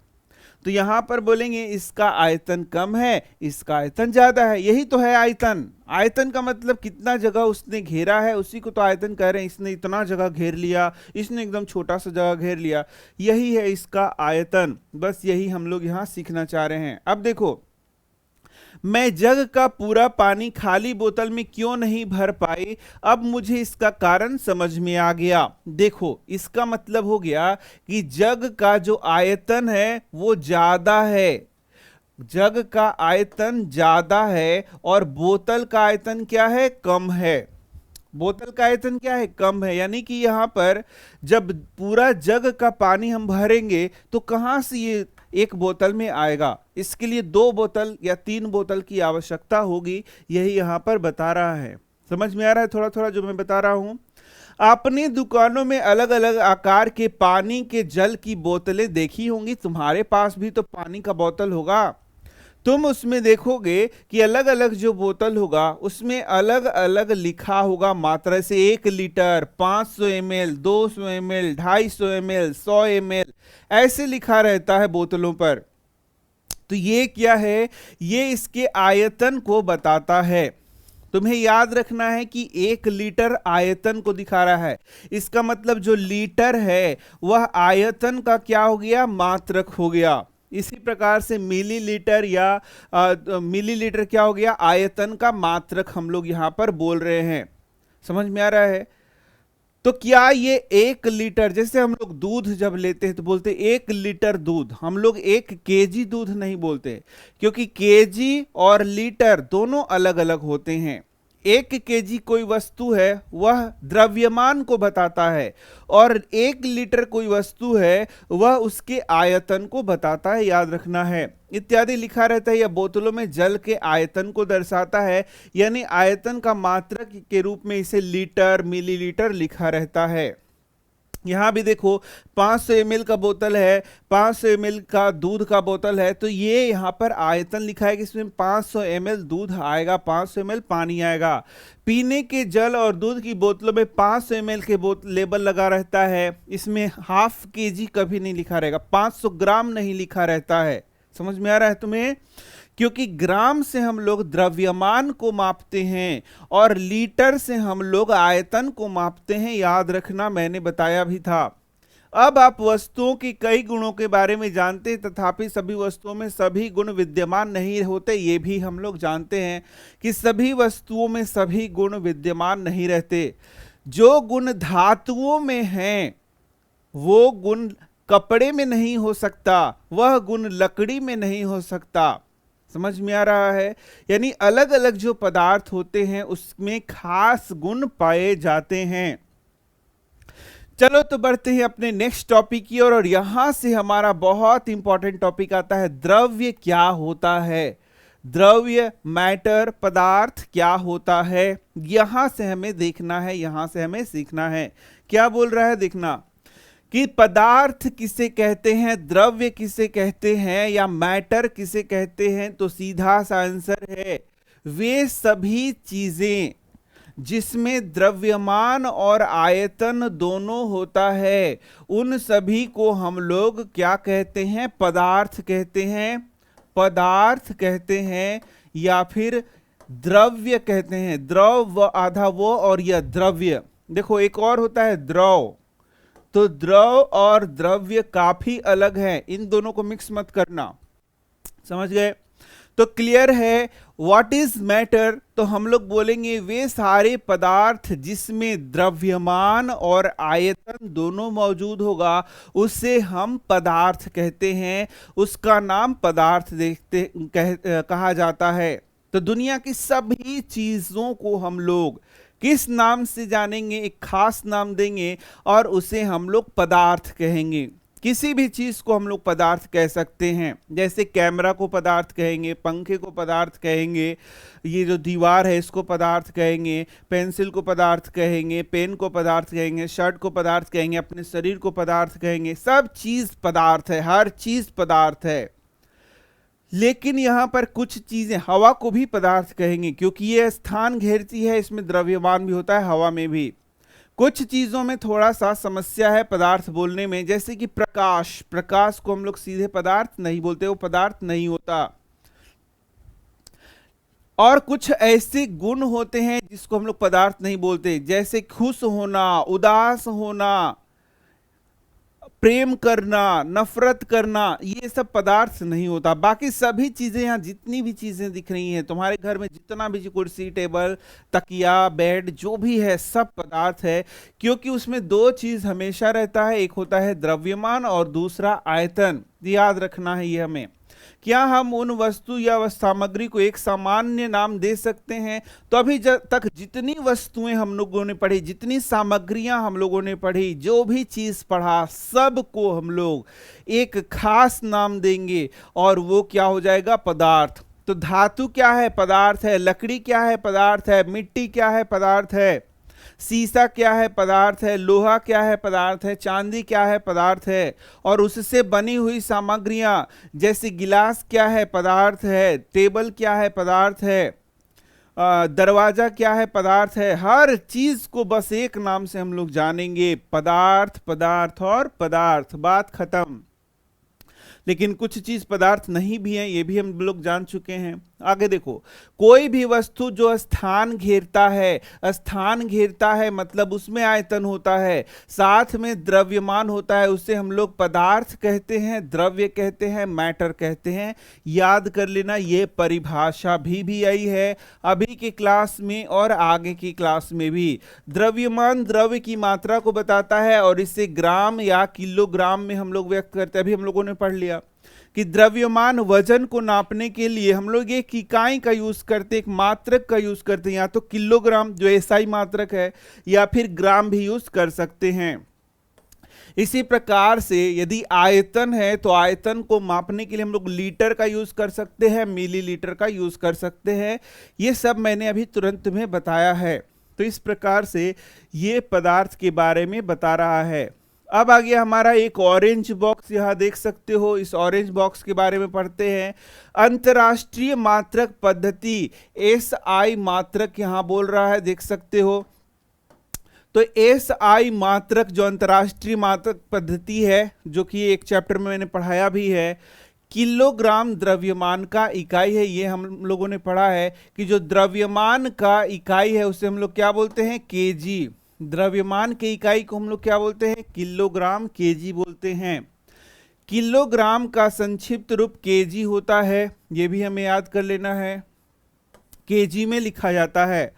वाक्य में के अंत को छोड़कर केजी का चिन्ह के बाद के और जी के बीच कोई जगह नहीं है और उसके बाद कोई बिंदु नहीं लगाया जाता। तो ये सब तो हम लोगों ने पहले चैप्टर में पढ़ लिया है कि कैसे हम लोग जब मात्रक को लिखते हैं तो सिंपल हम लोग एक के और जी ऐसे लिखते हैं, दो के और जी लिखते हैं, कहीं बिंदी नहीं लगाते, कहीं फुल स्टॉप नहीं लगाते, सीधे लिख देते हैं। यही सब यहाँ पर भी बता रहा है।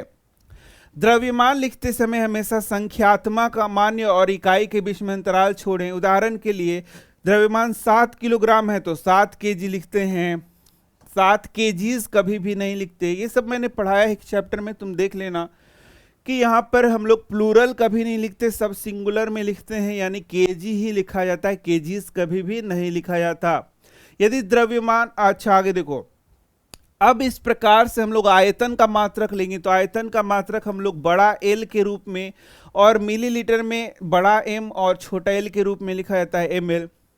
इसके बीच में कोई अंतराल नहीं होगा। उदाहरण के लिए यदि आपके पास 500 ml जल, मिलीलीटर जल है तो 500 ml ऐसे लिखते हैं। एम छोटे अक्षर में लोअर केस में लिखते हैं, एल को बड़े केस में लिखते हैं, अपर केस में लिखते हैं। एसआई प्रणाली में घन मीटर को संक्षेप में मीटर क्यू लिखा जाता है, ठीक है। तो यदि एसआई प्रणाली में हम लोग आयतन का मात्रक क्या होगा ये पूछा जाए तो आंसर है मीटर क्यूब होगा, मीटर क्यूब, घन मीटर, ये एसआई मात्रक में होगा। घन मीटर को दर्शाने के लिए संक्षिप्त नाम मूर्धांक सुपरस्क्रिप्ट 3 के साथ लिखा जाता है, यानी एम लिखेंगे उस पर 3 लिख देंगे, इसको सुपरस्क्रिप्ट बोलते हैं, ऊपर जो लिखते हैं, ठीक है। उदाहरण के लिए यदि आपके पास 2 घन मीटर आयतन है तो इसे 2 मीटर क्यूब लिखा जाएगा। संख्यात्मक मान्य और इकाई के बीच हमेशा एक स्थान छोड़कर 1 मीटर क्यूब बराबर 1000 लीटर होता है। इसे हमें याद कर लेना है कि 1 मीटर क्यूब बराबर कितना होता है? 1000 लीटर के बराबर होता है। ये भी क्वेश्चन यहाँ तुमसे पूछा जाएगा। तो देखा तुमने, काफी सारी चीजें हम लोगों ने पढ़ ली। क्या हमारे आसपास की सभी सामग्रियां द्रव्य के विभिन्न उदाहरण मानी जा सकती हैं? यस, जितना भी चीज अगल बगल दिख रहा है सबको हम लोग द्रव्य कहते हैं, पदार्थ कहते हैं, मैटर कहते हैं। इस संबंध में अपने मित्रों के साथ चर्चा कीजिए। उदाहरण के लिए जल द्रव्य है, देखना जल द्रव्य बोल रहा है, द्रव मतलब वो अलग चीज हो गया। कंकड़ द्रव्य है, इस प्रकार कप भी द्रव्य है। सामग्रियां द्रव्य के वे प्रकार है जिसका उपयोग वस्तु के निर्माण के लिए तैयार करने में किया जाता है। हमने सीखा कि सामग्रियां भिन्न भिन्न दिखती हैं और भिन्न भिन्न व्यवहार करती हैं। हमने सामग्रियों के समूह उनके गुणों के असमानता के आधार पर बनाया था। तो हम लोगों ने ये सब तो पढ़ लिया है, काफी बार पढ़ लिया है। हमने समझा कि समूह बनाना उपयोगी है क्योंकि यह हमें सामग्रियों के गुणों के स्वरूप का अध्ययन करने और अवलोकन करने में सहायता करता है। ये क्वेश्चन तुमसे पूछा जा सकता है, मैंने ही बताया है कि यदि हम लोग किसी भी चीज का समूह बनाते हैं तो उससे हमें क्या फायदा है। तो यहां पर बोलता है कि उसके गुणों को समझने में आसान होगा, उसका स्टडी करने में, अध्ययन करने में आसान होगा। ये क्वेश्चन तुमसे यहां पूछ सकता है कि हम लोग वर्गीकरण क्यों करते हैं। तो अध्ययन में सुविधा होती है, ये लिख सकते हैं। अवलोकन में सुविधा हो सकती है, उसके गुणों को समझने में सुविधा हो सकती है। मनुष्य न केवल सामग्रियों बल्कि चट्टान, पौधे और जानवरों का भी वर्गीकरण करता है। चट्टान, पौधों, जानवरों का वर्गीकरण आगे की क्लास में हम लोग पढ़ेंगे और उसके बाद वहां भी हम लोग देखेंगे कि यदि उसको हम वर्गीकरण कर रहे हैं, मतलब समूहों में बांट रहे हैं, तो बहुत आसान होता है उसके बारे में पढ़ना। जीवित जगत के वर्गीकरण के बारे में हम लोगों ने सजीव जगत में विविधता नामक अध्ययन में सीखा है। सजीव जगत की भांति ही निर्जीव जगत का वर्गीकरण भी उनके गुणों के आधार पर किया जाता है। वापस वही बोल रहा है कि किसी भी चीज का वर्गीकरण करना है तो खास गुण के आधार पर हम लोग वर्गीकरण कर सकते हैं। कि आप सोच सकते हैं कि प्लास्टिक के आविष्कार ने मनुष्यों के जीवन में क्या परिवर्तन लाया है। आज देखोगे कि जितनी भी चीजें हैं लगभग में प्लास्टिक का यूज हो रहा है। पहले जो लकड़ी की कुर्सियां, लकड़ी का टेबल और लकड़ी के अन्य चीजें उपलब्ध थी, यानी कि लकड़ी के दरवाजा तक को आज प्लास्टिक ने रिप्लेस कर दिया है। हर चीज अब प्लास्टिक का आना शुरू हो गया है। तुम्हारे घरों में भी देखोगे कि ज्यादातर प्लास्टिक की कुर्सियां ही यूज होती हैं। हमने सामग्रियों के विभिन्न गुणों के आधार पर उन्हें समझा, लेकिन आज हम जो सामग्रियां देखते हैं उनमें अधिकांश तो पहले से अस्तित्व में रही होंगी। मुझे यह जानने की उत्सुकता है उस समय लोगों ने किस प्रकार वर्गीकृत किया होगा, यही सब यहाँ पर बोल रहा है। और ये देखो एक श्लोक के साथ यहाँ पर कुछ चीजों को लिखा हुआ है पुराने लोगों के आधार पर। यहाँ देखना प्रमुख शब्द, ये सारा हम लोगों ने पढ़ लिया है। तो भाई इस तरीके से ये चैप्टर भी हमारा समाप्त होता है। जैसे मैं बार बार बोल रहा हूँ, सारे चैप्टर्स प्लेलिस्ट में तुम्हें मिल जाएंगे।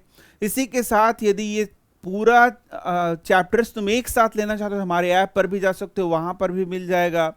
और चैनल को सब्सक्राइब करके ही पढ़ो। जितने भी न्यू एनसीईआरटी का जितना भी वीडियो आ रहा है, जिज्ञासा का, वो सारे वीडियोस एक एक करके डाले जा रहे हैं, तो तुम्हें अब कोई असुविधा नहीं होगी। ओल्ड एनसीईआरटी के भी सारे वीडियो मौजूद है, तो तुम चैनल पर जाकर देख सकते हो। वीडियो को लाइक, शेयर, सब्सक्राइब जरूर कर देना। धन्यवाद।